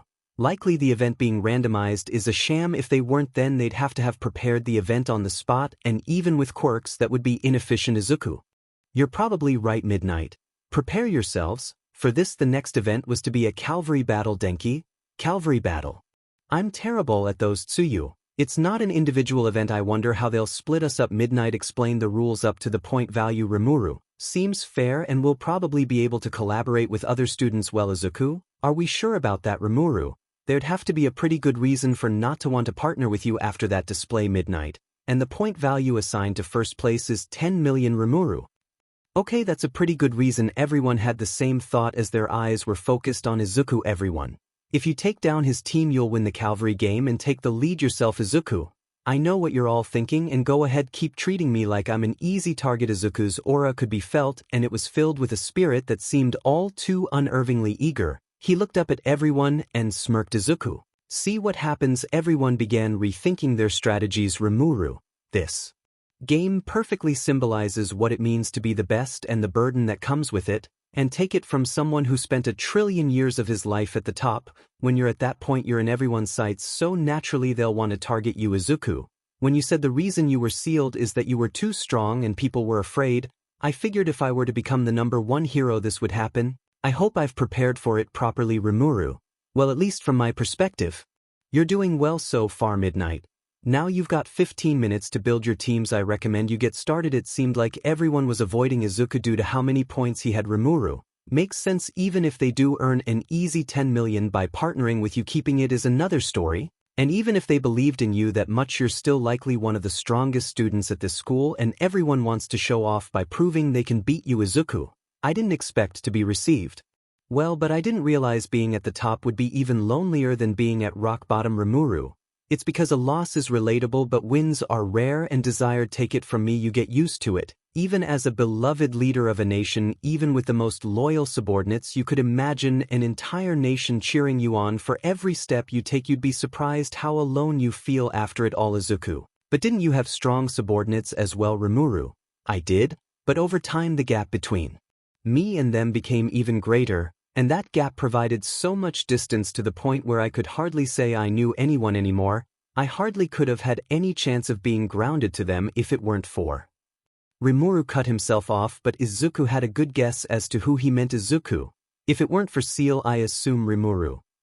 Rimuru pointed at Izuku and chuckled. Rimuru, you almost got me there. Izuku, please tell me, how did she help you still feel that connection with your people? Rimuru, fine, I'll grant you this. If you win the festival, I'll tell you how. Izuku smiled. Izuku, you're on. Still, it's been 5 minutes. No one's approached me and everyone is avoiding me. Not that I need help, but still. Ochako, hey Izuku, let's team up. Izuku was surprised, and so was Rimuru. Izuku, are you sure you'll be putting a massive target on your back? If you do, I'm positive everyone will be after me and my 10 million points. I'd appreciate it if you weren't joking. Ochako, if we can avoid everyone, then we'll win, right? Izuku, essentially. Ochako, then there you have it. Besides, it's better to team up with people you like. Rimuru. Izuku, I'm afraid to answer, but yes. Rimuru, the moment you turn of age, you're marrying this girl. Izuku turned red as a tomato. Izuku, what? Hold on. Rimuru, this is not up for debate. Izuku, but Rimuru, trust me, a girl like this is 1 in a million. You gotta make a move on that fast. Izuku, but I don't even know if she likes me like that. Rimuru, oh, she will. Izuku, Rimuru, you couldn't possibly know that. Rimuru, Izuku, you're the boy who's gonna be the #1 hero and make this world better for everyone. What girl wouldn't fall for that? Izuku, I'm sure she doesn't care about that stuff. Rimuru, that's funny. It's almost like you think you know women more than I do. Izuku, well, Rimuru, if you think I lived over 1 trillion years of life without getting my fair share of action, then you're wrong. You think I could go that long without making a move on Seal or any of my other extremely attractive female subordinates? You're crazy. Izuku, okay, I get it. Please stop. Rimuru, and it didn't stop there. Izuku, these are not the memories I want shared. Rimuru, my game is insane. You don't even know, boy. Izuku, changing subject immediately. I'm glad I can team up with you. Ochako, I already have a plan, but I'd prefer to stick with those I know I can count on. Izuku and Ochako walked up to Ilda. Izuku, hey Ilda, I've got a good plan to win this whole thing and you'd be a great addition to it. What do you say? Ilda, I'm sorry, but I'm afraid I must refuse your offer. Izuku and Ochako seemed surprised. Rimuru simply narrowed his eyes. Ilda, since this all started, I've been losing to you. Please don't take this as an insult. You're a great friend, and no doubt someone who will become an even greater hero, but if I continue to follow you, I'll never get stronger. Rimuru, ironic, it's the exact opposite when it comes to my powers. Ilda, Bakugo and Todoroki have challenged you already, but they aren't the only ones who see you as a rival. Midoriya, I'll try my best to defeat you, 𝐒𝐮𝐬𝐵 said as he walked over to Shoto's group. 𝐻𝐿𝐴. Whoa, 𝐒𝐿𝐴 Rimuru. That kinda stings, but I get it, he doesn't want anyone to think we're riding his cocktails. 𝐻𝐿𝐴. Sure thing, but don't blame me if you lose too badly. Just because you're my friend doesn't mean I'll hold back. 𝐒𝐿𝐴. I wouldn't expect you to. 𝐻𝐿𝐴. So this is what it's like, when everyone's your enemy because you're at the top, everyone climbs to reach you. You're even stronger than I thought. Rimuru, to live with this feeling for so long. Rimuru, like I said, you get used to it. Let them come, they'll fall trying to reach us. Mei. Oh perfect, you're still alone. And you're the star. 𝐻𝐿𝐴 turned around and was faced with a girl with pink hair and tech equipment. Mei. Team up with me. Person in first place. 𝐻𝐿𝐴. Mind telling me who you are? Mei. I'm a student in the support course. Name's Mei Hatsumochako. Oh, you're that weirdo from the obstacle course. Rimuru. She's kinda cute. Mei. We haven't met, but I'd like to use your current fame to my personal advantage. 𝐻𝐿𝐴. I see you don't beat around the bush, so I won't either. Tell me why I should partner up with you. Mei opened a briefcase. Mei. The support course specializes in creating equipment that helps heroes deal with their quirks and enhance their skills. I packed a bunch of powerful babies with me, so I'm sure you'll find something you like floating around my arsenal. 𝐻𝐿𝐴. I think you'll be a wonderful addition to the strategy. One got you. Help me keep the lead. I share with you some of my spotlights. I think that's a fair trade, don't you? 𝐻𝐿𝐴 raised out his hand for her to shake. Mei. Sold. She shakes the hand eagerly. Rimuru. Well, that's 2 down and 1 to go. Should we just wait for the lucky default, or did you have someone in mind? 𝐻𝐿𝐴. The latter. 𝐻𝐿𝐴 walked over to 𝐒𝐮𝐭𝐡𝐨𝐫 and put a hand on his shoulder. 𝐻𝐿𝐴. How'd you like to join the winning team later? The 15 minutes ran out midnight. Oh, goody. It's time to get this party started. 𝐻𝐿𝐴 wore his headband as he stood at the top of their cavalry with 𝐒𝐮𝐭𝐡𝐨𝐫 in front, Mei on his right, and 𝐻𝐿𝐴 on his left. 𝐻𝐿𝐴. Everyone ready? 𝐻𝐿𝐴. Yeah. Mei chuckled and nodded. 𝐒𝐮𝐭𝐡𝐨𝐫. Yes. 𝐻𝐿𝐴 smirked. 𝐻𝐿𝐴. Good, then let's do this. Present mic. Let's get this party started. One final countdown before the game starts. 3. Katsuki. Get. I'm present mic. 2. Shoto. He's ours. Present mic. 1. 𝐻𝐿𝐴's smirk grew wider. Midnight. Begin. Naturally, everyone ran towards 𝐻𝐿𝐴, him being their goal, but little did they know this was a futile effort. 𝐻𝐿𝐴 made he was in good physical contact with his entire team. 𝐻𝐿𝐴. Now 𝐻𝐿𝐴 made them lighter. Mei's rockets blasted off and 𝐻𝐿𝐴 gave them a kickstart with one for all. They blasted off in the air like a rocket and kept going up higher and higher until they were even above the stadium. 𝐻𝐿𝐴. I haven't perfected gravity manipulation, but with this much support, it isn't too hard to control. How are you holding up? 𝐻𝐿𝐴. It's weird, but I don't feel sick so long as I'm touching you. Rimuru gave 𝐻𝐿𝐴 a wink and a thumbs up as his left arm possessed 𝐻𝐿𝐴's left arm and gave 𝐻𝐿𝐴 a constant recovery spell. 𝐻𝐿𝐴. You sure she'll be fine? Rimuru. Overuse of regeneration would harm you over time because you'd be receiving too much of my magic in your body, which could lead to mutations. But if I'm healing someone else, they're not receiving as much of my power as you would. She'll be fine. Mei. Ha ha ha ha. We're flying SOO. Hi, I don't know what power source you said you used on my babies, but they've never worked so well. I'll have to borrow some more of that. 𝐻𝐿𝐴. Just keep using your quirk to keep watch on everyone, especially if anyone tries to come close. Mei. I see some blonde kid trying to reach, but he keeps falling far too short. I think he's mad about something. 𝐻𝐿𝐴. Oh, don't worry, he's always like that. 𝐒𝐮𝐭𝐡𝐨𝐫. An impressive strategy indeed. It seems everyone in class heavily underestimated your abilities. Various students attempted countless strategies to close the gap on 𝐻𝐿𝐴's team, but it was futile. Like a child reaching for a cookie jar placed high on the top shelf, they were an unattainable prize, always just out of reach. Halfway through the time limit, students gave up on even trying and fought amongst themselves to gain the second highest points. Rimuru. Those guys spent so much time trying to reach us and only now started realizing it was inevitable. Good thing 2 more time passed and they still remained submerged in the air. Mei. I can't hear it from here, but it looks like time's up. All the teams are getting off of each other. 𝐻𝐿𝐴. Right, let's get back down. 𝐻𝐿𝐴 controlled their gravity to make them fall through, but as they got closer they slowed before harmlessly landing. Many students glared at 𝐻𝐿𝐴's team. 𝐻𝐿𝐴. Hey, don't hate the players, hate the game. There was no rule against being completely out of everyone's reach. If anything, that was encouraged. Present mic. And keeping his overwhelming lead, Team Midoriya remains in first place, Team Todoroki second place, Team Bakugo third place, and in fourth place Team Shinso. These 4 valiant teams will advance on to the final round. Now let's take an hour lunch break before we start the afternoon festivities. CYA soon. Hey Eraserhead, let's grab some food Shota. I'm taking a nap Ilda. I never stood a chance. Who could have imagined Midoriya would make such use of your quirk and those rockets Ochako? Hey, it's not your fault. I didn't expect he'd be able to stop me from feeling nauseous either. He also supercharged Hatsune's gadgets so they'd have more life and power to make staying afloat easier Ilda. He did.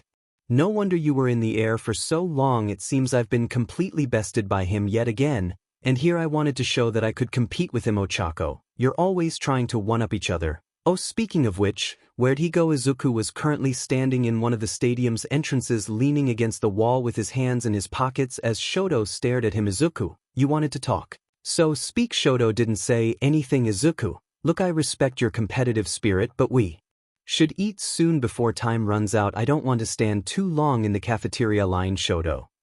I was overwhelmed, and it made me break the promise I made a long time ago. Izuku, promise. Do you mean how you haven't been using your left side very often? Shoto, when you took off, the need to reach you was so great. I felt so desperate to reach you that in what I can only call a last-ditch futile effort I threw fire at you in an attempt to reach you, but I doubt you noticed. Izuku, you're right, I didn't, but hey, no one could reach me, so it's not like you did much worse than anyone else. From what I saw, Bakugo almost fell 5 stories to try and reach me before he gave up, and that was after his team begged him to. That was kind of funny, but where are you going with this, Shoto? The powers you use are too various to determine your quirk, but the power you used when you threw your first punch at that Nomo felt similar to All Might's. Midoriya, tell me, are you really All Might's secret love child or something? Izuku, I understand where you may get that theory, but no, Rimuru. To be honest, I feel like you'd be so edgy if you were. Hell, maybe you'd be neglected and bullied more or something because of expectations. Who knows how your life'd be if you were named Yagi, but I think with me or anyone else's power it'd all be the same edgy nonsense, so be glad you aren't. Izuku, that's an oddly specific way of looking at it. Rimuru, true, I don't know why I said that, just a feeling. Shoto, he's so hard to read. He must have rehearsed keeping secrets casually. Even if he's not a love child, I can still only assume something's going on between them. My father is the hero Endeavor. You must have heard of him, which means you're aware he's the number 2 hero, so if you're connected to the number 1 hero, All Might, in some way that would mean that I have even more reason to beat you. Izuku, whatever motivates you, but I advise this: if you want to beat me, quit holding back. Todoroki then explained the situation with his family, him being the child of a quirk marriage, and how he's being used to surpass All Might. Shoto, it's so annoying. I refuse to be a tool for that scumbag. In every memory of my mother I only see her crying. I remember she called my left side unbearable before she poured boiling water on my face. The reason I picked a fight with you was to show my old man what I was capable of doing without having to rely on his med fire quirk. You see, I'm going to show him I reject his power and I can take first place without using it. Izuku, I do see. Rimuru,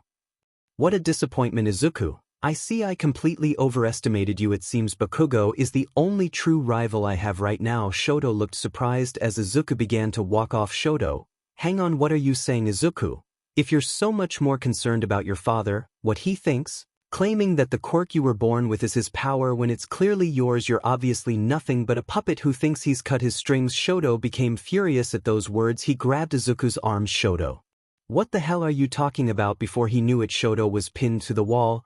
Izuku looked him dead in the eyes, his fury barely contained as he spoke. Izuku, in case you hadn't noticed, this is a hero academy. If you want to base your entire existence thinking solely on what your father thinks instead of thinking about how you can effectively become a hero, then you're not worth competing against, because you won't truly improve until you accept who and what you are and what you want to do, not what your father wants. It's your power, not his, so quit acting like it, you self-centered brat. Shoto couldn't move. He stared at Izuku, eyes wide with shock. Izuku sighed and let go. Izuku, I'll admit you went through things no child should have to go through, but someone I really respect once told me this: when you step onto the battlefield, your past, your history, even the reasons why you fight, none of it matters in the face of the chaos. What matters is giving everything you have to secure victory in a way you can look back on with pride. Otherwise, there's no point in fighting at all. Shoto, did All Might really say that? Izuku, those aren't All Might's words. Rimuru, Izuku, you can keep up your family drama here and I'm sure you can get away with it, but when fighting someone like me or even Bakugo like that, you won't go far the same way. How it's not worth bragging about defeating a snake with its venom removed. So long as you keep thinking about this as a show to PSS off your dad instead of how you can effectively become a hero, you're not truly worth fighting, no pun intended, but you lack that fire in your eyes. Izuku began to walk off. Izuku, and by the way, eavesdropping is so beneath you. Bakugo Katsuki flinched and scared as he came out behind the corner. Katsuki, he's become such an arrogant prick since he got his quirk, but he's not wrong. If I'm gonna be the best, then I'm gonna have to beat you both at your best, so if you even think of holding back, I'll kick your butt. Katsuki also walked off, leaving Todoroki much to think about. Izuku made his way to the stadium after eating lunch to check out the side games. He was surprised and a bit flustered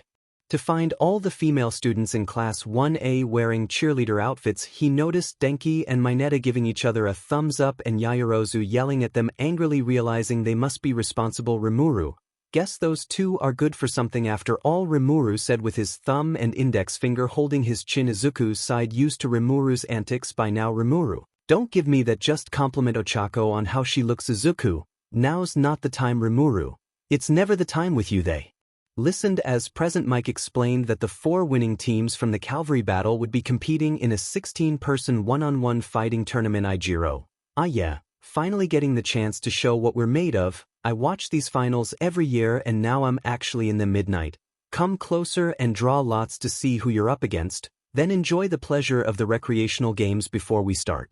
The 16 finalists have the option of participating in those activities or sitting out. To prepare for battle, I'm sure you all want to conserve your stamina. Rimuru, I swear every word she says. Izuku, stop. Midnight, I'll start with the first place team soon. After a few students on the 4th place team decided to drop out due to their pride not allowing them to proceed without remembering how they got there. Rimuru, it's definitely that purple-haired kid who was talking SHT that one day. Izuku, do you think he's a threat? Rimuru, remember what I told you that day after he asked you a question? Izuku, yeah. Rimuru, if he asks you a question, do not respond and you'll be fine. He's nothing to worry about, otherwise you can handle not talking to an opponent, I'm sure. Izuku, I don't really get it, but if you say so. Midnight, this sort of talk is incredibly naive, my boys, that turns me on. Shota, Ojiro, you're withdrawn students. Did she say it turns her on? Rimuru, she definitely said it turns her on. Izuku, why are you like this? Rimuru, she reminds me of how a certain vampire I once knew could act under certain circumstances. Izuku, why do these memories have to come through? Hold on, she was one of your lovers. Rimuru, one of many, yes. Izuku, if your memories serve right, she liked girls. How did you pull that off? Rimuru, well, we both had that in common, and we were also both leaders of our respective nations. Long after, on a night we got a bit too tipsy and woke up in the same bed, the memories came back pretty soon. Thankfully, we liked it, so agreed to do it more every once in a while. This entire conversation caused Izuku to be redder than a perfectly ripe apple. Rimuru, careful with those memories, kid, or you could get a fever. Izuku, and Seal was okay with this. Rimuru, this was long after the first time Seal and I did it, still one of the best moments of my life. She was fine with me having other partners so long as it was clear she was above them being my first wife, as she called it. Izuku, your regrets of the past are locked tight, but who you bed is free information. Izuku said with his eyes rolled. It was soon agreed that Tetsu and Shiozaki would advance to the final. Rimuru, a bit surprising, but props to these students for having such codes of honor. They'll make decent heroes, I'm sure. Midnight, take a look at the bracket, my dears, these are your opponents. Izuku, looks like we're the first match of the first bracket, which means we might fight Todoroki next. How fun. Rimuru, you said it. Izuku, first things first, we have to get the 𝗀𝐿 guy out of the way. Hitoshi, that is you right. Izuku. Midoriya, Hitoshi was standing behind Izuku. Izuku, why is he asking me that? He should know from that day unless responding to him is how his quirk activates. Rimuru, I love it when you figure out things for yourself. Hitoshi, a pleasure. So, you excited? Izuku smirked as he put his index finger on his mouth. Hitoshi, I see how it is. Hitoshi walked off. Mashireo, seems like you already got an idea of how his quirk works. Izuku, if you were gonna warn me, don't worry, I won't be speaking to him after watching the side games though. Rimuru's focus was more on the cheerleaders and occasionally Midnight.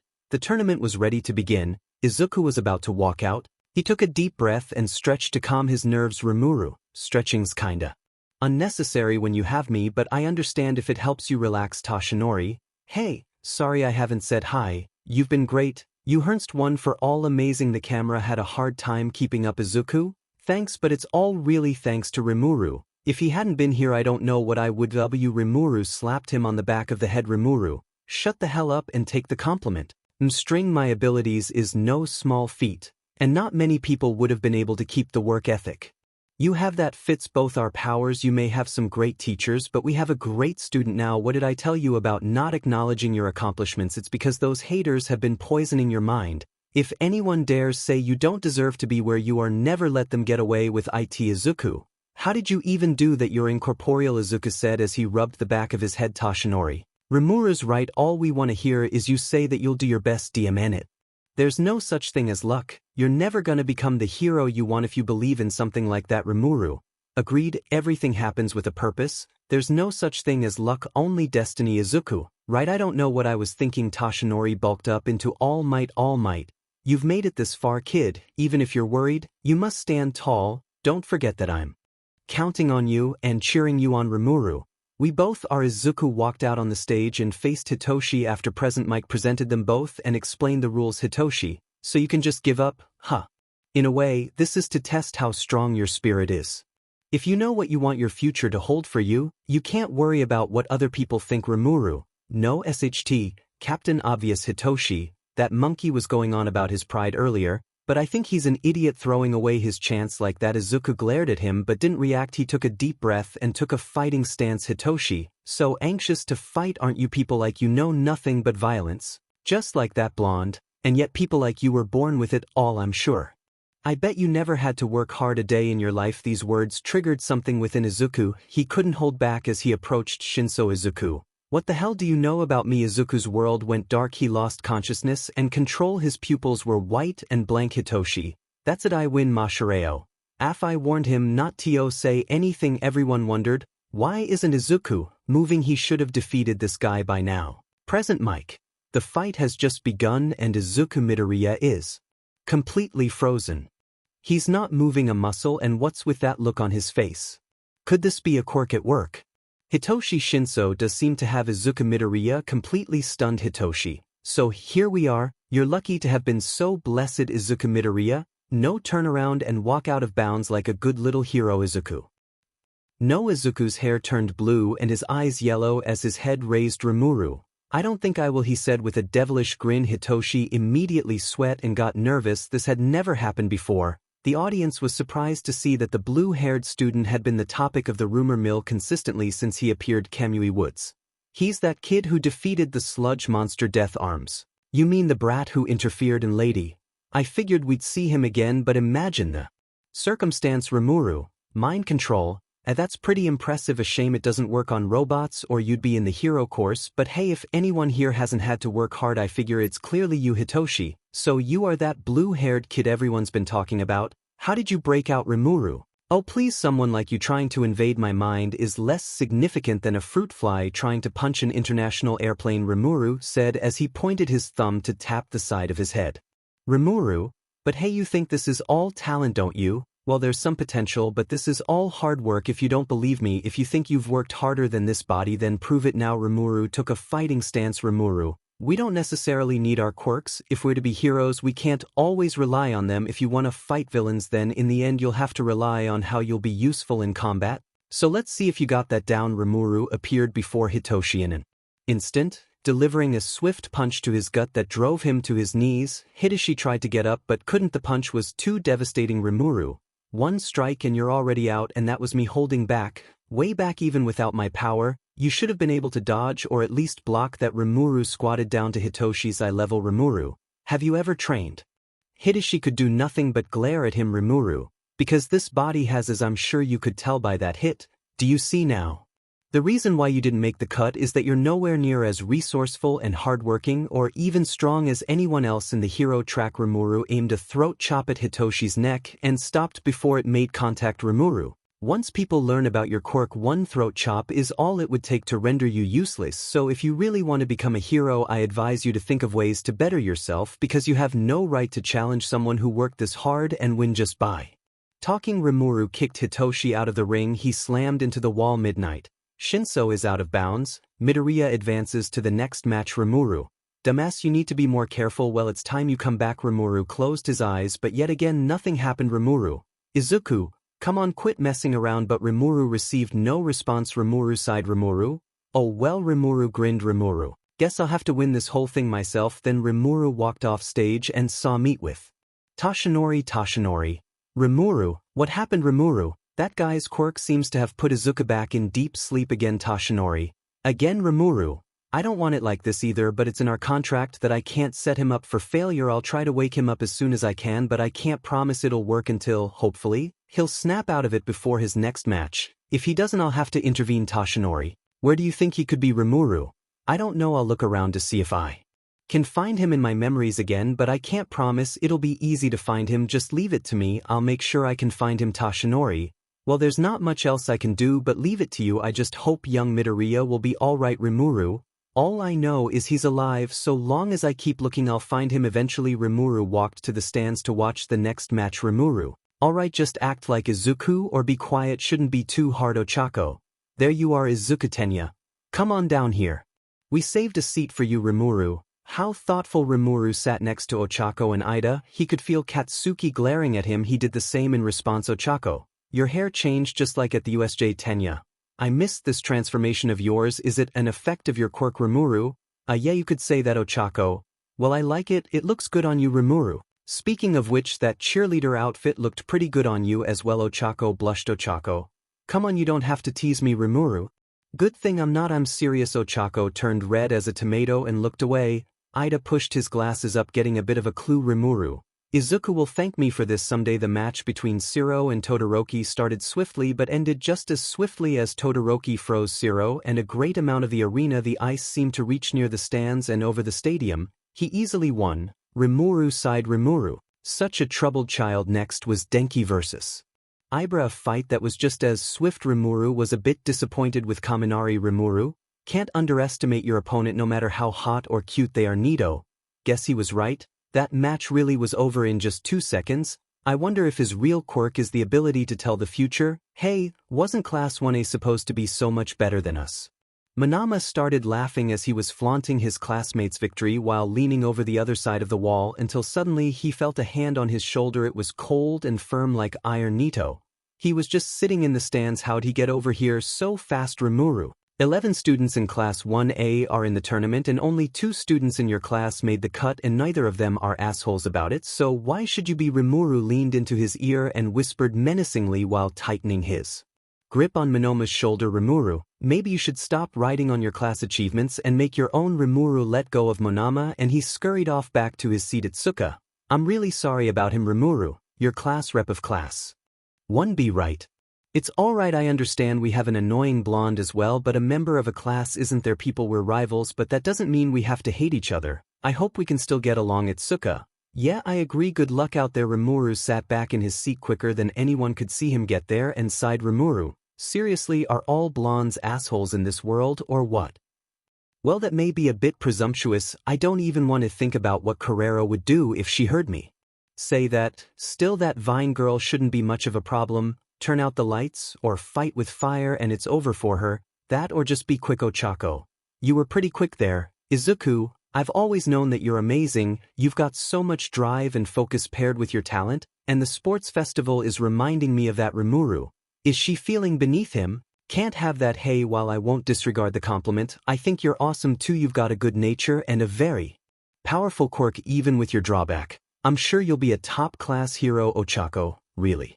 You don't have to say that. Rimuru, I wouldn't lie to you. Rimuru said as he smiled a warm smile at her, which tugged at her heartstrings. Rimuru, Izuku is lucky to have me. The next match was Tenya Ilda vs Mei Hatsum. Rimuru tried to hold in his laugh at how she was able to turn her entire match into her product placement, thus making Ida look a bit like a fool and taking slight advantage of his integrity. This went on for 10 minutes before she walked out of the ring herself after being satisfied with getting what she wanted. Rimuru, well, at least he gets to continue and Mei doesn't seem too displeased, so I'd say it's a win-win, right? Rimuru said before chuckling to himself. He noticed Ochako walked off. Rimuru, her negative feelings aren't pointed to Izuku right now, so I guess I should leave her be. Can't come off as too clingy. Next was Ishido vs Aoyama. Mina dodged every blast from his naval laser and threw her acid on it to render it useless before uppercutting Yuga, though he was made a bit of a fool out there. Rimuru respected both of them for putting up a decent fight. Rimuru. Nice to know Izuku doesn't have unreliable classmates. Next was 𝐒𝐮𝐬𝐽𝐻 vs 𝐀𝐮𝐭𝐡𝐨𝐫. How do you think this one will end? Any clue? Rimuru. There are quite a few ways I can see 𝐻𝐻𝐻𝐼𝐻 winning, but it's anyone's game, and thanks to me she has no idea what 𝐒𝐮𝐬𝐽𝐻 is capable of, so that gives him an advantage, but if she can figure it out quick enough it's over for him, and since she's quite clever it's a likely scenario, but 𝐻𝐻𝐻𝐼𝐻 has one fault that could be her downfall. 𝐀𝐮𝐭𝐡𝐨𝐫. What's that? The fight started immediately. 𝐒𝐮𝐬𝐽𝐻 wasted no time in using Dark Shadow to overwhelm her with each blow. When she prepared to attack she was already out of bounds. Rimuru. She overthinks things and doesn't do the best under a lot of pressure, but if she can get over that she'll no doubt be a top-class hero. Mishiro. I see what you mean. I bet she's really upset about how that went down. I feel bad for her. Rimuru. She'll be alright and I'm sure she'll learn from this. Rimuru looked to his side at where Ochako used to be sitting. Rimuru. Ochako has been gone a while, maybe I should check on her. The next match was 𝐻𝐶𝐶 vs Kirishima. Rimuru. This is just a more visual version of what happens when you both throw rock in rock paper scissors. It'll probably take a while and can go either way, so might as well see how she's doing. Rimuru went to the locker room of Class 1A and found Uraraka and Tenya talking. Rimuru. Hey guys, Ochako. Izuku, why aren't you out there watching the matches? Rimuru. This next one could take a while and go either way, and I'd say checking up on you is more important regardless. Ochako. Thanks for that. I'm next. This is it, my fight. Tenya.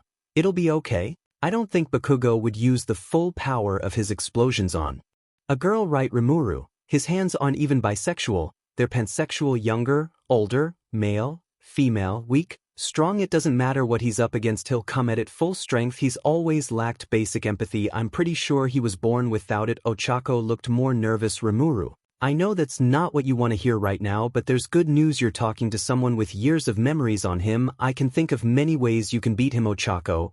Thank you so much for doing that. But no, sorry. Rimuru smiled. Rimuru. I understand you don't want to rely on others too much, which is respectable, but don't feel shame in asking for help. I'll respect your decision regardless. Ochako. Right. Guess I'll see you in the finals. Rimuru. Right, she's a goner. And I liked her too. Now who's gonna ensure the bloodline doesn't end with Izuku? Of course Katsuki would mess things up for him. Even now Rimuru sat back in the stands to watch the fight between Katsuki and Ochako. Tenya. Midoriya? Curious. What was that strategy you came up with that would give Uraraka an advantage against Bakugo? Rimuru. It mostly relied on taking advantage of his temper, but even then it only gives her a fighting chance. I'm not the fondest of him, but I can't deny Bakugo's battle prowess. It's undeniable. I would take equal or greater power to win against him. I'd love nothing more for her to win and Katsuki to lose, but I gotta be realistic. The fight began. Bakugo threw a low blast to decide her from his usual right hook, but she evaded it by hovering over it. When she released and got behind him, she aimed for his back, but Bakugo quickly struck first, bringing some distance to her. Rimuru was intrigued. Rimuru. That's odd. I didn't expect her to predict that, and she's quicker than I anticipated. Ochako continued to use the smoke from the explosions as cover in an attempt to catch Bakugo off guard, but he countered every attack with his own, leaving far more considerable damage on her. Rimuru. She's tanking those hits like a champ and hasn't stopped, but this strategy isn't going anywhere. There's no hope for her at this rate. Wait, how could I miss that for this long? Bias really is my weakness. Rimuru noticed that Katsuki started to be heckled and booed. Rimuru. As much as I'd love to jump on this hate train, it's going in the wrong direction. Once Aizawa reprimanded the pros for their unjust heckling, it was revealed the stones that were blown up by Katsuki were being levitated in the air. Ochako released her hold on them as they fell. Rimuru sighed, disappointed with himself. Rimuru. Seal always told me that my care and my hate could cloud my judgment hundreds of billions of years later, and I still couldn't learn. Albeit I didn't have much availability to work on that. Katsuki blasted upwards to destroy and blast the debris away. But Ochako kept her distance and stooped her ground when she threw a rock at his head with great precision and force by disabling its gravity, but released it when it got close. It was a direct hit. Bakugo stumbled a bit but got back on his feet and retaliated by giving her a direct hit with his explosion. She was blasted out of bounds. Rimuru. Even if the result was as predicted, she still put up a good fight. I guess I should have expected as much from Izuku's future wife. Rimuru left for the stands and crossed paths with Katsuki. Katsuki. Oh great, it's the ghost. The hell did you do to Deku? I'm supposed to be beating him. What the hell do you want, Rimuru? Not everything's about you, you know. I was just passing through, and circumstance has me here at the time. Katsuki, whose idea was it, yours or Deku's? Rimuru, neither. Have a little more faith in the girl. She came up with that plan all by herself. She exceeded my expectations. Now will you F off already? I feel filthy associating with you, Katsuki. It doesn't matter if it's you or that damned Deku, I'll kick both your asses, so you better not lose to anyone else. Rimuru, wasn't planning on it, you blonde brat. Rimuru left to check on Ochako. Ochako, man, I lost, too bad. Rimuru, hey, no one can say you didn't put up a good fight, and you seem to be healing up nicely. Not a recognizable scratch, Ochako, and here I thought with that last shot I had it in the bag. Dang it, Rimuru, it was a good shot. If you threw a second, I'm sure you would have gotten it. Ochako, I did better than expected. Rimuru, I'll admit I underestimated you. I should apologize for that. I'm sure you've got great potential. Ochako, geez, you sound like our teachers. Izuku. Rimuru, hee, sorry, guess they're rubbing off on me. Rimuru heard the results of Kirishima and Tetsu's arm wrestle. Rimuru, well, good for Kirishima, I'm glad he won. Well, looks like I'm up. Ochako, oh, I'm sorry Izuki, you weren't able to prepare because I was here. Rimuru, I'll be fine, don't worry, I know what to expect from Todoroki. Ochako, I'll be watching. Good luck out there. Rimuru smiled at her. Rimuru, thanks, and don't worry, I got this. Rimuru left the room. Rimuru, I'm sure she's secretly pretty upset, but she knows how to put on a brave face. Izuku, you're a lucky guy. Guess it all evened out for you. In the end you got me. One for all, a good girl. Rimuru crossed paths with the number 2 hero. Rimuru, Endeavor. I was looking for you. Rimuru, is that so? Endeavor, I watched how you did in the race and the cavalry battle. Your power is pretty impressive, while you have various abilities, but your extreme physical strength reminds me of another quirk. That part of you seems to have a lot in common with All Might. Rimuru, I don't know about that, but thanks for the compliment. Rimuru said casually while looking Endeavor in the eye. Rimuru, I'd love to chat more, but I need to get to the ring soon. As Rimuru walked off, he had thoughts about Endeavor. He could already tell what kind of man he was due to how often he ran into men like him in the past. Endeavor, it's my Shoto's duty to surpass All Might as the number 1 hero, and his match for you will be a good testing ground for how much training he has left, so hit him hard. Don't disgrace yourself or him by holding back. That's all I wanted to say. I apologize for bothering you. Rimuru, don't worry, I consider him a respectable rival, so I never planned on holding back in the first place, but I hope you realize that Todoroki and I aren't All Might, and neither is he you despite him being your son. Rimuru walked off. Rimuru, that was close. I almost acted too rashly. I could see the entire family story on both Shoto and his face. Sure, he's not the biggest sum I've come across, and it's possible he could make a change, but if I kept talking to him. Rimuru tensed up, his aura leaking out like a broken dam. Rimuru, I might have ended up killing him. As Rimuru and Shoto made their way to the stadium, the crowd erupted. Present mic, I can feel the anticipation in the stadium, and that's because the second round's first match is gonna be epic. As they were announced and Shoto and Rimuru made their way into the stadium. Shoto, so here we are. Rimuru, and here's where it ends for one of us. Tenya, Tokoyami, how do you think this match will go? Fumikage, I have yet to see a reason why Midoriya would lose, and now that he's in the same form that rendered that monster at the USJ worthless, personally, I have a hard time seeing Izuku losing. We still don't know the limits to his power after all. Ochako, right, I wouldn't be surprised if he had some immunity to high temperatures that would give Todoroki a lot of trouble. Meanwhile, pay close attention to them. Tamura, Shigaraki, these two could prove to be formidable obstacles to you one day. Tamura said nothing as he scratched his neck rapidly, unable to take his eyes off the blue-haired competitor. Everyone's eyes were on this moment. It was only the first battle of the second round, and yet it may be one of the most climatic in the entire festival. Present mic, both of these students have been frontrunners in the sports festival, but which one of these rivals will advance to the next round? Prepare for Midoriya versus Todoroki. Begin. Todoroki knew the first move was critical in this, so he threw a hefty amount of ice in his opponent's direction. Rimuru just stood there and smiled at the ice as it began melting as soon as it got close to him. Todoroki looked at him wide-eyed as Rimuru smirked back at him. He tried again in an even larger amount, but the result was simply the same. Rimuru, curious. Rimuru took his hands out of his pockets and revealed a small black flame. Rimuru, ever heard of the phrase "a snowball's chance in hell"? Your ice has an even lesser chance to beat me so long as I have these flames. Shoto, you can create flames too. Rimuru, Don't act so surprised it's not cheating using this move since 𝐒𝐮𝐭𝐡𝐨𝐫 learned how to do it anyway. You don't have nearly enough ice to freeze this, so what exactly will you do now? 𝗀𝗘 was conflicted. He didn't want to use his left side, but he knew that fighting fire with fire may be his only option. Rimuru, holding back against a strong opponent because of personal beliefs, especially stupid ones, that'll get you killed in the real world. Rimuru's aura surged, an overwhelming presence that swallowed Todoroki whole. It was an oppressive void, a cold darkness so suffocating that even drawing breath became an impossible feat. The very air seemed to bend under the weight of Rimuru's power.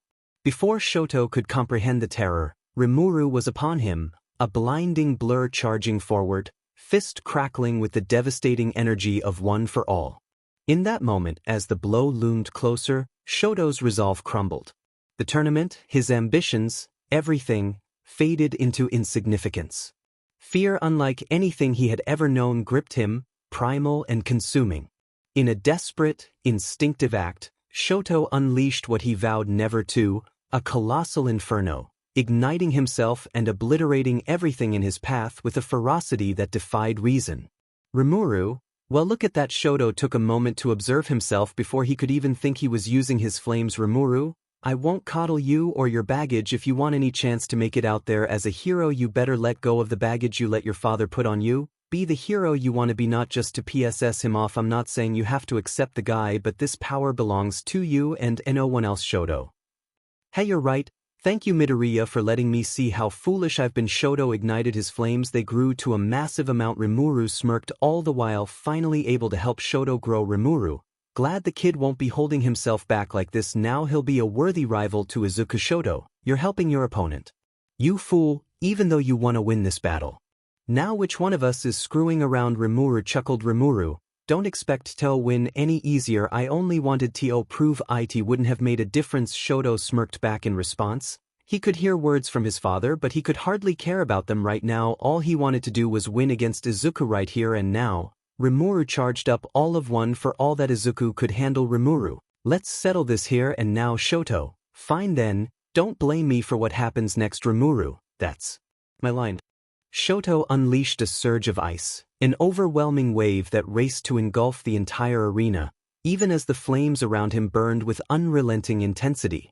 Yet, Rimuru was unstoppable. With unmatched agility, he vaulted through the icy onslaught, closing the gap between them in an instant.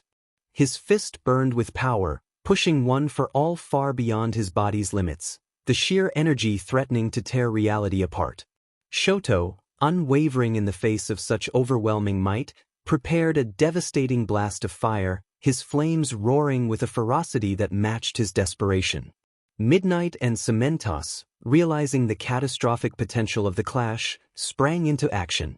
𝗬𝗏𝗠𝗠 erected 3 towering cement walls to separate the combatants, barriers meant to hold back the fury of the students' power. But it was futile. The walls crumbled as if they were nothing, obliterated by the overwhelming forces colliding. The moment their attacks met, the entire stadium was consumed in a cataclysmic explosion of wind and raw energy, the shockwave reverberating with a force that seemed to shake the heavens themselves. Everyone stared wide-eyed at what was the result of such a cataclysmic clash. Present Mike, what happened just now? What the heck is up with your students? Present Mike said with his feet up and back on the floor due to the blast knocking him out of his seat. 𝗀𝗘, the air around the ring had been thoroughly cooled down and then rapidly expanded when heated up. Didn't help that Izuku's quirk increased the explosion's effect with shockwaves from his pure strength. Present Mike quickly got back up. Present Mike, wait, that's what caused the explosion. How hot did that fire get?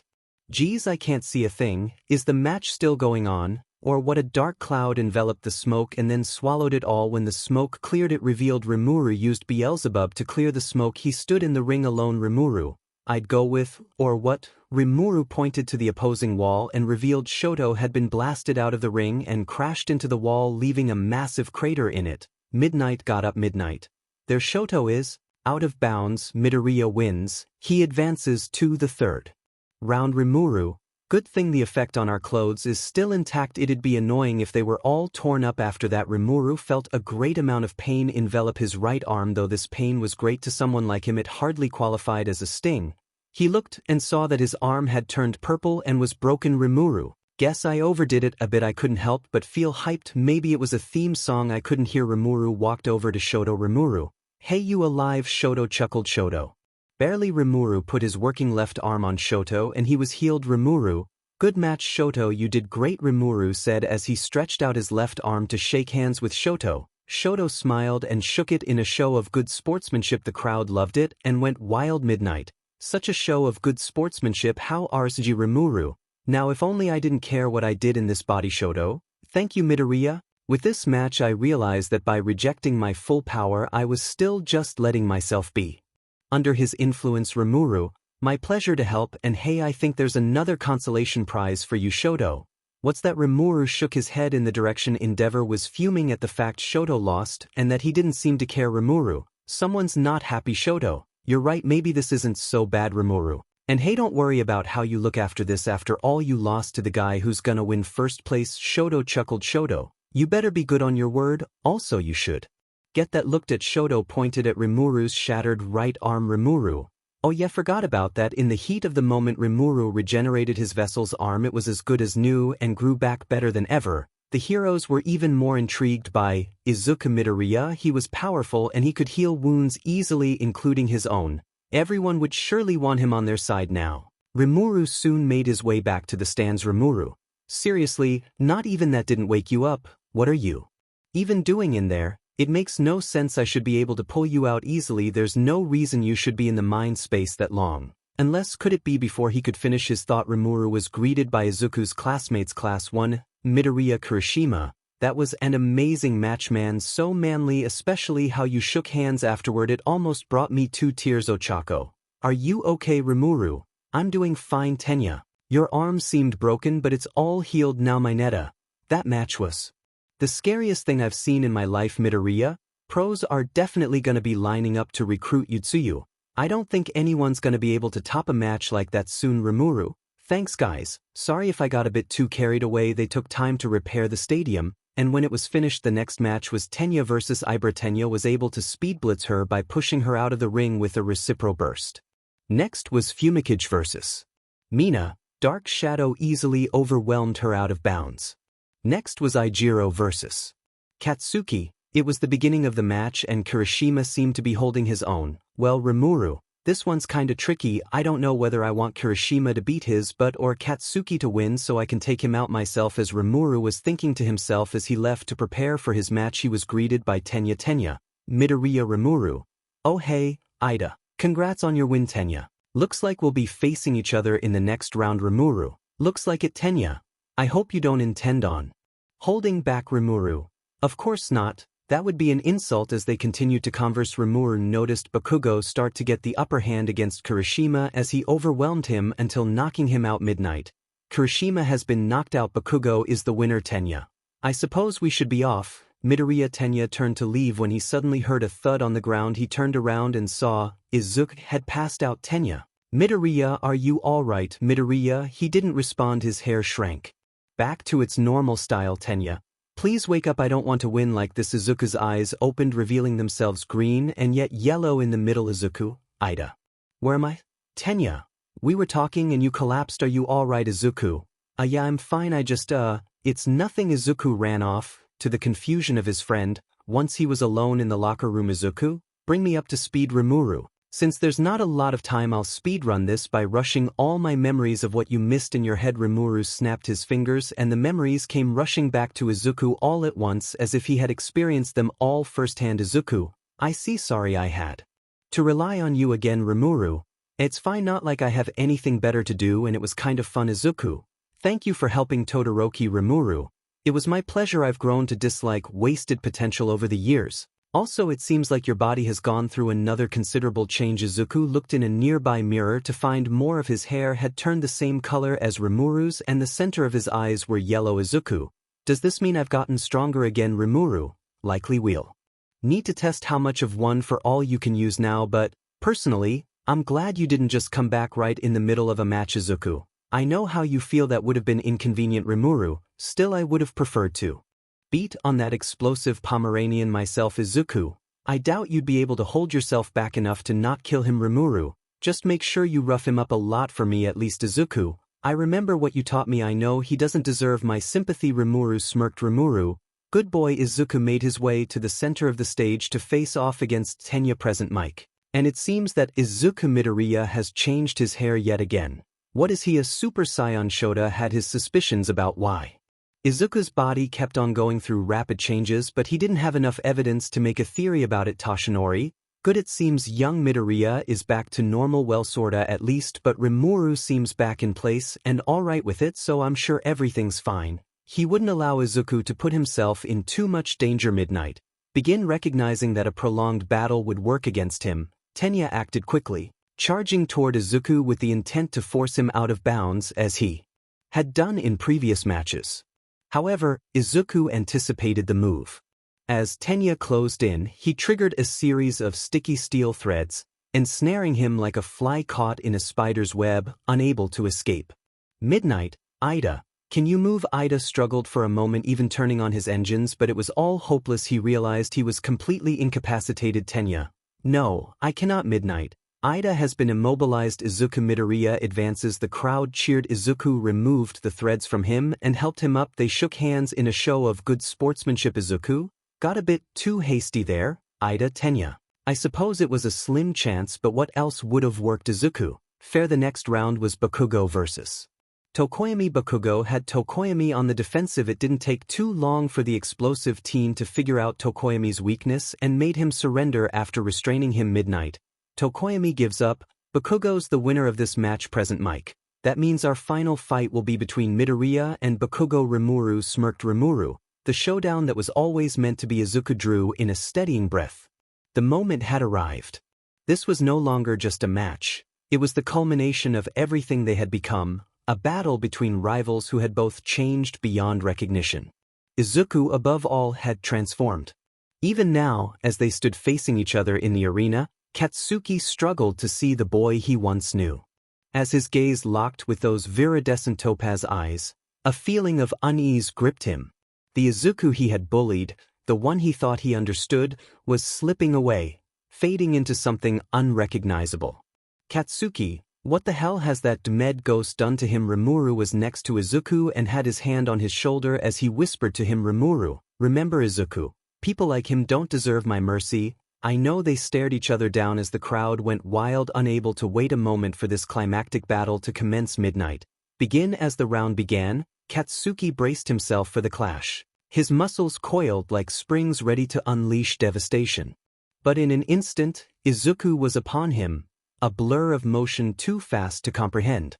Time seemed to shatter, and for Katsuki, the world dissolved into an all-encompassing void. His instincts roared a single, primal warning, a word etched in the marrow of his bones: death. Before he could react, Izuku's hand arced back, a force of nature poised to strike with devastating precision. The blast detonated with cataclysmic force, unleashing a tempest that roared through the stadium. Winds howled and shockwaves tore through the air, birthing a towering vortex that surged skyward, far surpassing the stadium's height. The very earth seemed to tremble beneath its power. When the storm finally subsided, the chaos gave way to a haunting stillness, revealing Izuku, his fist suspended mere inches from Katsuki's face, a strike that could have shattered the heavens held in perfect restraint. Izuku! Izuku lowered his fist with deliberate precision, his gaze locked onto Katsuki's. The motion was almost casual, a slight shift to ensure the barest contact with Katsuki's gut. The moment it landed, the air seemed to ripple with a thunderous force. Katsuki was hurled from the ring as if caught in the wake of a cannon's blast, his trajectory carving a path through the air that left the crowd breathless.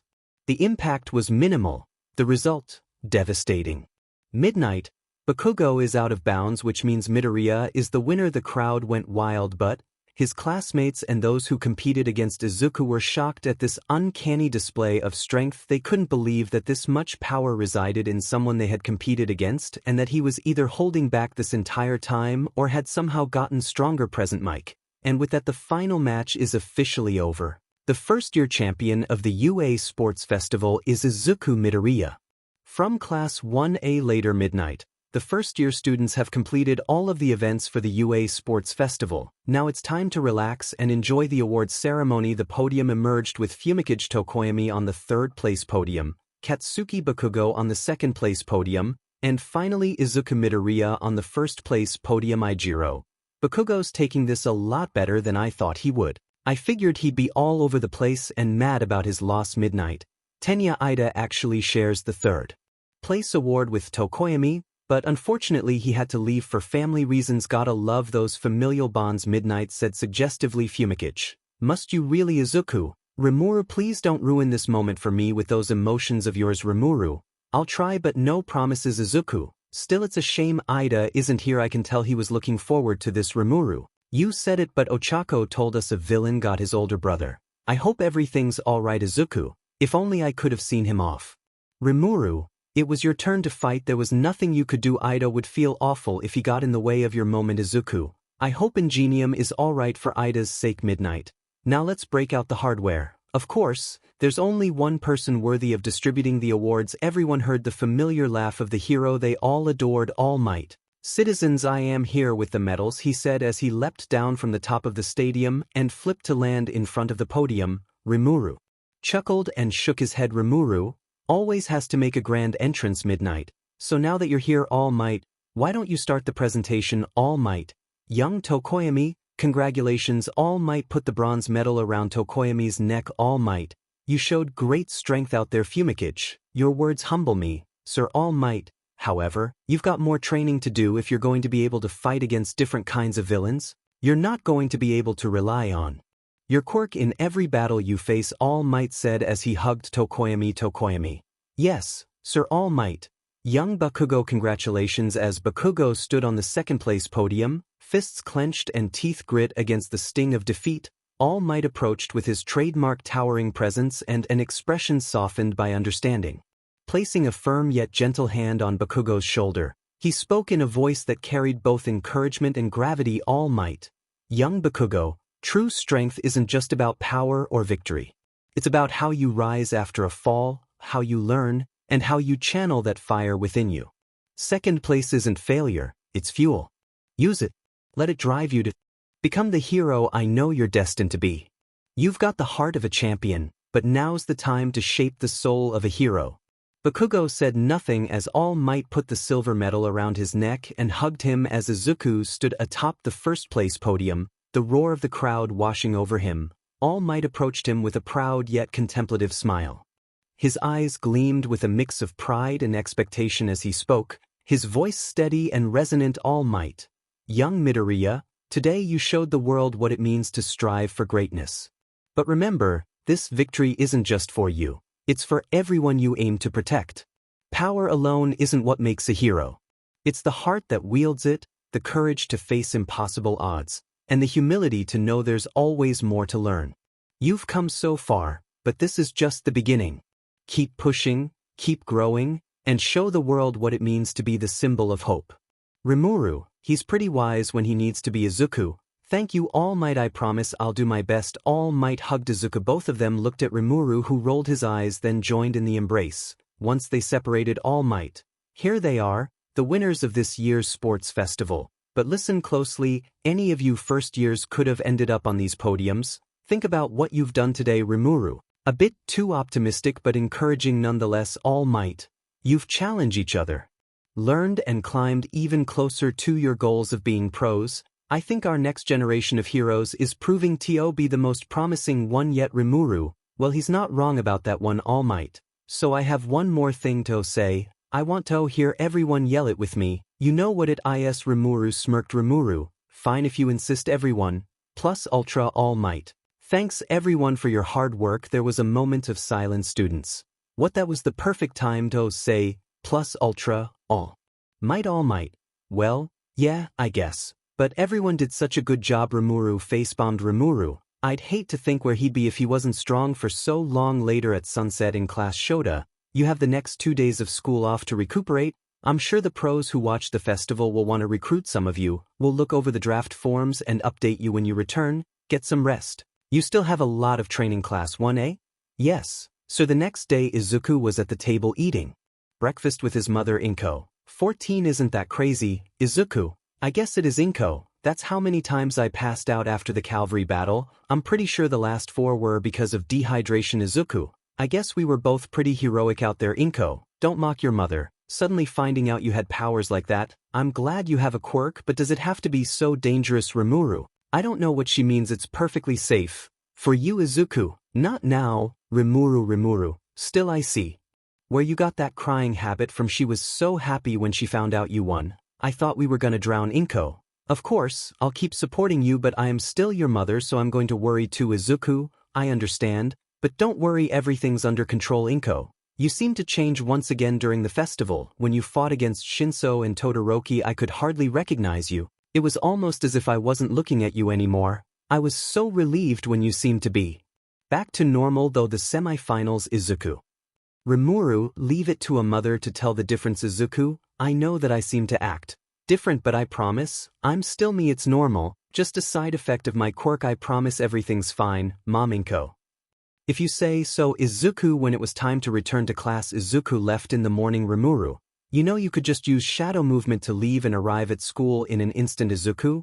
I only did that on the day of the festival to test it out and see if I perfected it. It'll come in handy if I'm running late, but there's no need to use it all the time. Besides the time, my morning commute is a nice peaceful thing to do before class. 𝐵𝐻𝐻𝐵𝐻𝐻. I guess I can understand that. As 𝐒𝐮𝐽 was standing on the crowded train looking at his phone. Passenger 1. Hey, you, excuse me, you're 𝐿𝐵𝐻𝐻𝐵 from class 1A. Congratulations on winning at the sports festival. I rooted for you. Passenger 2. You were the kid who won it all, first in everything. That's so impressive. Passenger 3. Yeah, I can tell you really want to be a pro one day. To make things worse, 𝐒𝐮𝐽's victory photo was in the train's news highlight as the first place winner. Passengers. Keep succeeding, hero 𝐒𝐮𝐽. I will. Thanks. Maybe we should use shadow movement to commute for a while. 𝐵𝐻𝐻𝐵𝐻𝐻. Good idea, 𝐵𝐻𝐻𝐵𝐻𝐻 said sarcastically as he smiled and rolled his eyes. Later, 𝐒𝐮𝐽 was walking up the road to reach UA in the rain. 𝐵𝐻𝐻𝐵𝐻𝐻. Man, slow commutes like this make me really miss Ranga 𝐒𝐮𝐽. 𝐵𝐻𝐻𝐵𝐻𝐻, Tempest Wolf to be exact, but yeah, he was a pretty good boy, even though I could travel faster myself. Riding on his back was a lot of fun. 𝐒𝐮𝐽. It seems like it was. How in the world can a wolf run on air? 𝐵𝐻𝐻𝐵𝐻𝐻. Magic 𝐒𝐮𝐽. Ah, right, Tenya? Good morning, Midoriya. 𝐒𝐮𝐽 saw Tenya running through the rain in a raincoat. Tenya? Why on earth are you walking so slowly? You'll be late. 𝐒𝐮𝐽 caught up to his speed with ease. 𝐒𝐮𝐽. There's still 5 minutes until the first bell. Tenya? Students should always arrive at least 10 minutes early, don't you think? 𝐒𝐮𝐽. If you say so, he said as he kept pace with Tenya, as they were at the entrance lockers leaving their rain gear. 𝐒𝐮𝐽. So Ida, Tenya. If it's about my brother, don't be concerned. I'm sorry if I made you worry. Everything'll be fine. 𝐒𝐮𝐽. I know I may not seem like a professional doctor, but you saw how I helped Mr. Aizawa and Todoroki. Tenya. I appreciate your offer. I'll get back to you on that. Tenya walked off. 𝐵𝐻𝐻𝐵𝐻𝐻. Last I checked, I didn't teach you my healing abilities. Way to volunteer me. 𝐒𝐮𝐽 put his hands together pleadingly. 𝐒𝐮𝐽. I know, but if you can help him. 𝐻𝐻𝐵𝐻𝐻. Geez, now I know what I was putting 𝐒𝐿 through all the time. This is so annoying. 𝐒𝐻𝐵𝐻𝐻 got caught up in the memory. 𝐻𝐻𝐵𝐻𝐻. I know I messed up big time, and I know I should have listened to you, so can you please help me fix it? 𝐒𝐿. 𝐻𝐻𝐵𝐻𝐻. If you do, I promise I'll do nothing but praise you for 24 hours. 𝐒𝐿 sighed in annoyance. 𝐒𝐿. Loving you this much is my blessing and curse. 𝐻𝐻𝐵𝐻𝐻. And I'm so fortunate you do. 𝐒𝐿. Extremely fortunate. And you shall be praising me for no less than 48 hours. 𝐻𝐻𝐵𝐻𝐻. Yes, 𝐒𝐿. 𝐒𝐮𝐽 snapped back to reality. 𝐻𝐻𝐵𝐻𝐻. Seems these memories just come to you more vividly. The more specifically the memory resonates with me. 𝐒𝐻𝐽. What did you even do in that scenario? 𝐻𝐻𝐵𝐻𝐻. I sorta, kinda, maybe, accidentally a war, so I needed 𝐒𝐿's help to resolve things peacefully. 𝐒𝐻𝐽. How do you accidentally a war? 𝐻𝐻𝐵𝐻𝐻. I got too friendly with the king's wife and daughters and sister and mother. 𝐒𝐻𝐽. What? 𝐻𝐻𝐵𝐻𝐻. It wasn't my fault. They tried to ambush me and got caught. I told you my game was insane, and anyways that king was about to send his people to his death over a misunderstanding, so I needed to clear it up peacefully, and with 𝐒𝐿, I was able to. The hardest part was dealing with how jealous she was. She wouldn't let me stop praising her for an entire week straight. She really had a praise king. 𝐒𝐮𝐽. I didn't need to know that last part. 𝐒𝐻𝐽 had a realization. 𝐒𝐻𝐽. That reminds me, you said if I won the UA Sports festival. You tell me how 𝐶𝐮𝐬𝐴 was able to help you keep that connection with your people 𝗲𝗏. I don't know, I did have to fight for you twice before you woke up 𝐒𝐮𝐬𝐴. I suppose that's true 𝗲𝗏. What even happened while you were asleep 𝗧𝗏𝐿? I got caught in another memory 𝗲𝗏. Which one was it? 𝗲𝗏 said menacingly. 𝗧𝗏𝐿. I didn't mean to see it, it was just shown to me. It's like I was dragged there. 𝗲𝗏. Dragged there? By who is 𝗧𝗏𝐿? I don't know, I just remember that when I responded to 𝗀𝐿, everything went dark and suddenly I saw these 8 dark figures 𝗧𝗏𝐿. They dragged me to somewhere deep inside your memories, where I was greeted with a brief memory that was very vague. I could tell it was something you didn't want to be seen. I tried to look away or cover my ears, but it was like I had sleep paralysis. I couldn't move. I think those figures really wanted me to see this 𝗲𝗏. What did you see 𝗧𝗏𝐿? Well, it seemed like you and 𝐶𝐮𝐬𝐴 were arguing with each other, yelling until you said something and pointed away. She walked off with tears in her eyes. Next thing I know, I'm back in my body, and you know the rest. 𝗲𝗏𝐿's rage radiated like a smoldering inferno, an oppressive heat that seemed to ignite the very air around him. To 𝗧𝗏𝐿, it wasn't just an emotion, it was a palpable force, a storm of wrath that coiled like a serpent, ready to strike. The weight of it pressed down on his chest, stealing his breath, and the air seemed charged with an electric tension that prickled his skin. It was as if the shadows themselves whispered of destruction, and in that moment, 𝗧𝗏𝐿 could feel the abyss of 𝗲𝗏𝐿's fury staring straight through him. 𝗧𝗏𝐿, I'm sorry, I didn't mean to see it, I just... 𝗲𝗏𝐿, calm down 𝗲𝗏𝐿. It's fine 𝗧𝗏𝐿, it wasn't your fault, and I now know why this keeps happening to you. Still, that memory is something very personal to me 𝗧𝗏𝐿. I'm really sorry 𝗲𝗏𝐿. I'm not mad at you, and anyway we should focus on class right now 𝗧𝗏𝐿. Alright. 𝗧𝗏𝐿 had a hard time believing that, thinking, if he wasn't mad at me, who else could he be mad at? As he sat in his seat, he overheard how his classmates discuss how they were dealing with their new fame. Soon there, Aizawa entered the classroom. 𝗧𝗱𝗃, morning students. Good morning, Mr. Aizawa. 𝗧𝗱𝗃, we have a big class today on hero informatics. The class seemed worried about this subject. 𝗧𝗱𝗃, you need codenames. Class 1A. This is gonna be totally awesome. 𝗧𝗱𝗃 glared at them all, which got them to sit back in their seats. 𝗧𝗱𝗃, this is related to the pro hero draft picks that I mentioned the last time we were in class together. Normally students don't have to worry about the draft yet, not until their second or third year, actually, but your class is different. In fact, by extending offers to first years like you, pros are essentially investing in your potential. Any offers can be rescinded if their interest in you dies down before graduation, though 𝗲𝗏𝐿, good way to encourage talented students to keep training, and anyway seems like this class is built different to have to worry about this stuff already. 𝗧𝗏𝐿, I guess you're right. 𝗧𝗱𝗃, here are the totals for those of you that got offers. 𝗧𝗏𝗃 Midoriya was at the top with 6,711 offers, Shoto Todoroki had 4,107, Katsuki Bakugo had 3,546, and the rest of the students that were in the tournament had less than 400. 𝗧𝗱𝗃, in past years it's been more spread out, but there's a pretty big gap this time. Denki ga, that's no fair. Yuga, what about the real star? What? Hanada, makes sense. Midoriya got the most, but by at least 2,000 is insane. Mineta, yeah, but he got first place, so it makes sense. Kyoka, I'm more surprised that Todoroki got more than Bakugo even though he got the higher place. 𝗧𝗏𝗃, sure they both lost to me, but there are more practical uses with Todoroki's quirk than Bakugo's, and there's also the personality issue. Ijiro, can't argue with that. Katsuki, if I scared a pro, they're just weak. 𝗲𝗏𝐿, like anyone could be scared of a rowdy Pomeranian like you, they just don't think you'll be able to do a hero's job and save people, and who can blame them? Katsuki gritted his teeth, knowing responding to him would just make him look crazy. Momo, that's amazing, you two must be proud. 𝗧𝗏𝗃, it's honestly both flattering and overwhelming. Shoto, mine were probably because of my father. Ochako celebrated with Ida, happy people wanted them. Mineta, seriously. Midoriya, almost 7,000, I bet everyone was impressed with the uses of your powers, your good sportsmanship, and how you even got healing abilities. 𝗧𝗏𝗃, well, that last one is still a bit hard for me to control when I haven't transformed. 𝗲𝗏𝗏, 𝗧𝗱𝗃, despite these results, you'll all be interning with pros. Got it.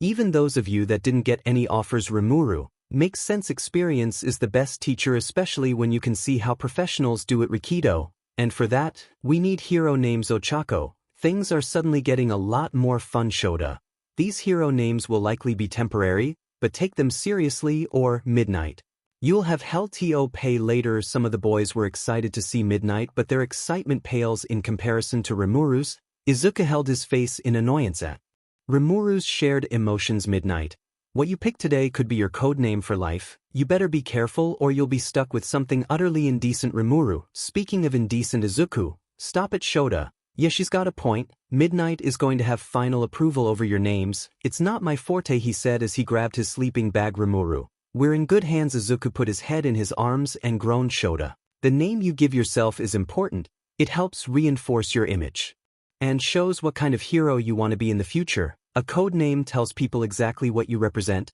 Take All Might, for example. Izuku got handed a board and marker to write on and passed the others down. Izuku, I never gave this much thought. It's hard to decide. Rimuru, I have an idea. To show that there's no hard feelings for accidentally stumbling across one of my sacred memories, I'd like to give you my family name. Izuku, Tempest.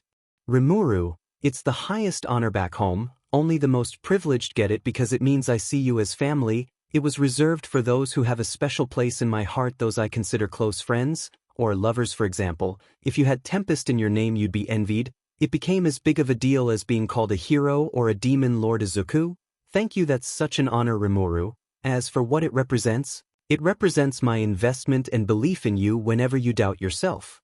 Remember, this name is only given to those I trust, and if I think you can do it, then of course you can do it.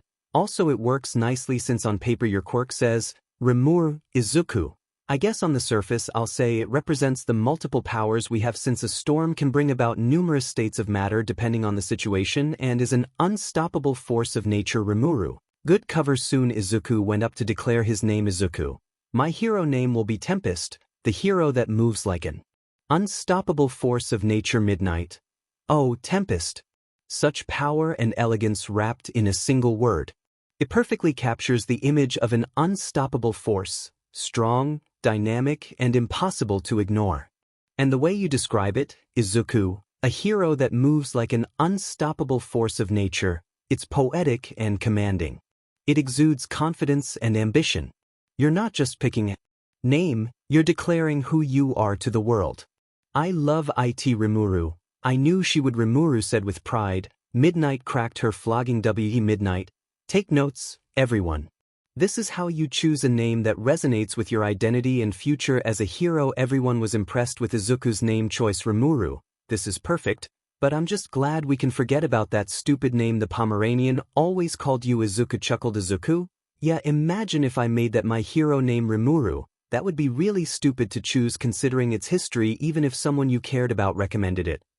Rimuru noticed how Bakugo was struggling with his name and chuckled. Rimuru, how about Lord Dynamite fits your ego and personality. Katsuki, shut up, stupid ghost. Contrary to his response, he liked the name and thought it did fit him. Along with that, he couldn't think of anything better, so he went with Lord Dynamite. Shota explained how the hero internships would work and that they lasted a week. Shota, think carefully before you decide. Rimuru, say we got some offers from the top heroes, but after looking up each one I like this one, and it's not for the reasons you think. Izuku, is it now? Rimuru said as he rolled his eyes. Rimuru, while I believe it would be an added benefit, I think to work with someone so outgoing would be good for you, and you can't deny the strength this hero possesses. Keeping up will be a good challenge for you. Izuku, well, it is my best offer. Fine, we'll go with your idea. Soon school was reaching its end for the day. Ochako, hey, Izuku, wanna walk together? Izuku, I'd love to. Rimuru, attaboy. Izuku, not now. Rimuru, hey, don't worry, I'll let you two have some privacy. Rimuru said as he faded away from Izuku's sight. Izuku, huh, he's really gone. Where'd he go? Ochako, Izuku, you coming? Izuku, oh, yeah, he's never faded away from my sight before. Oh well, I'm sure it's fine. Meanwhile, Rimuru was deep within the subconscious. There were originally two spaces, one for Izuku's mind and another for Rimuru's. Rimuru was able to traverse both of these lands freely.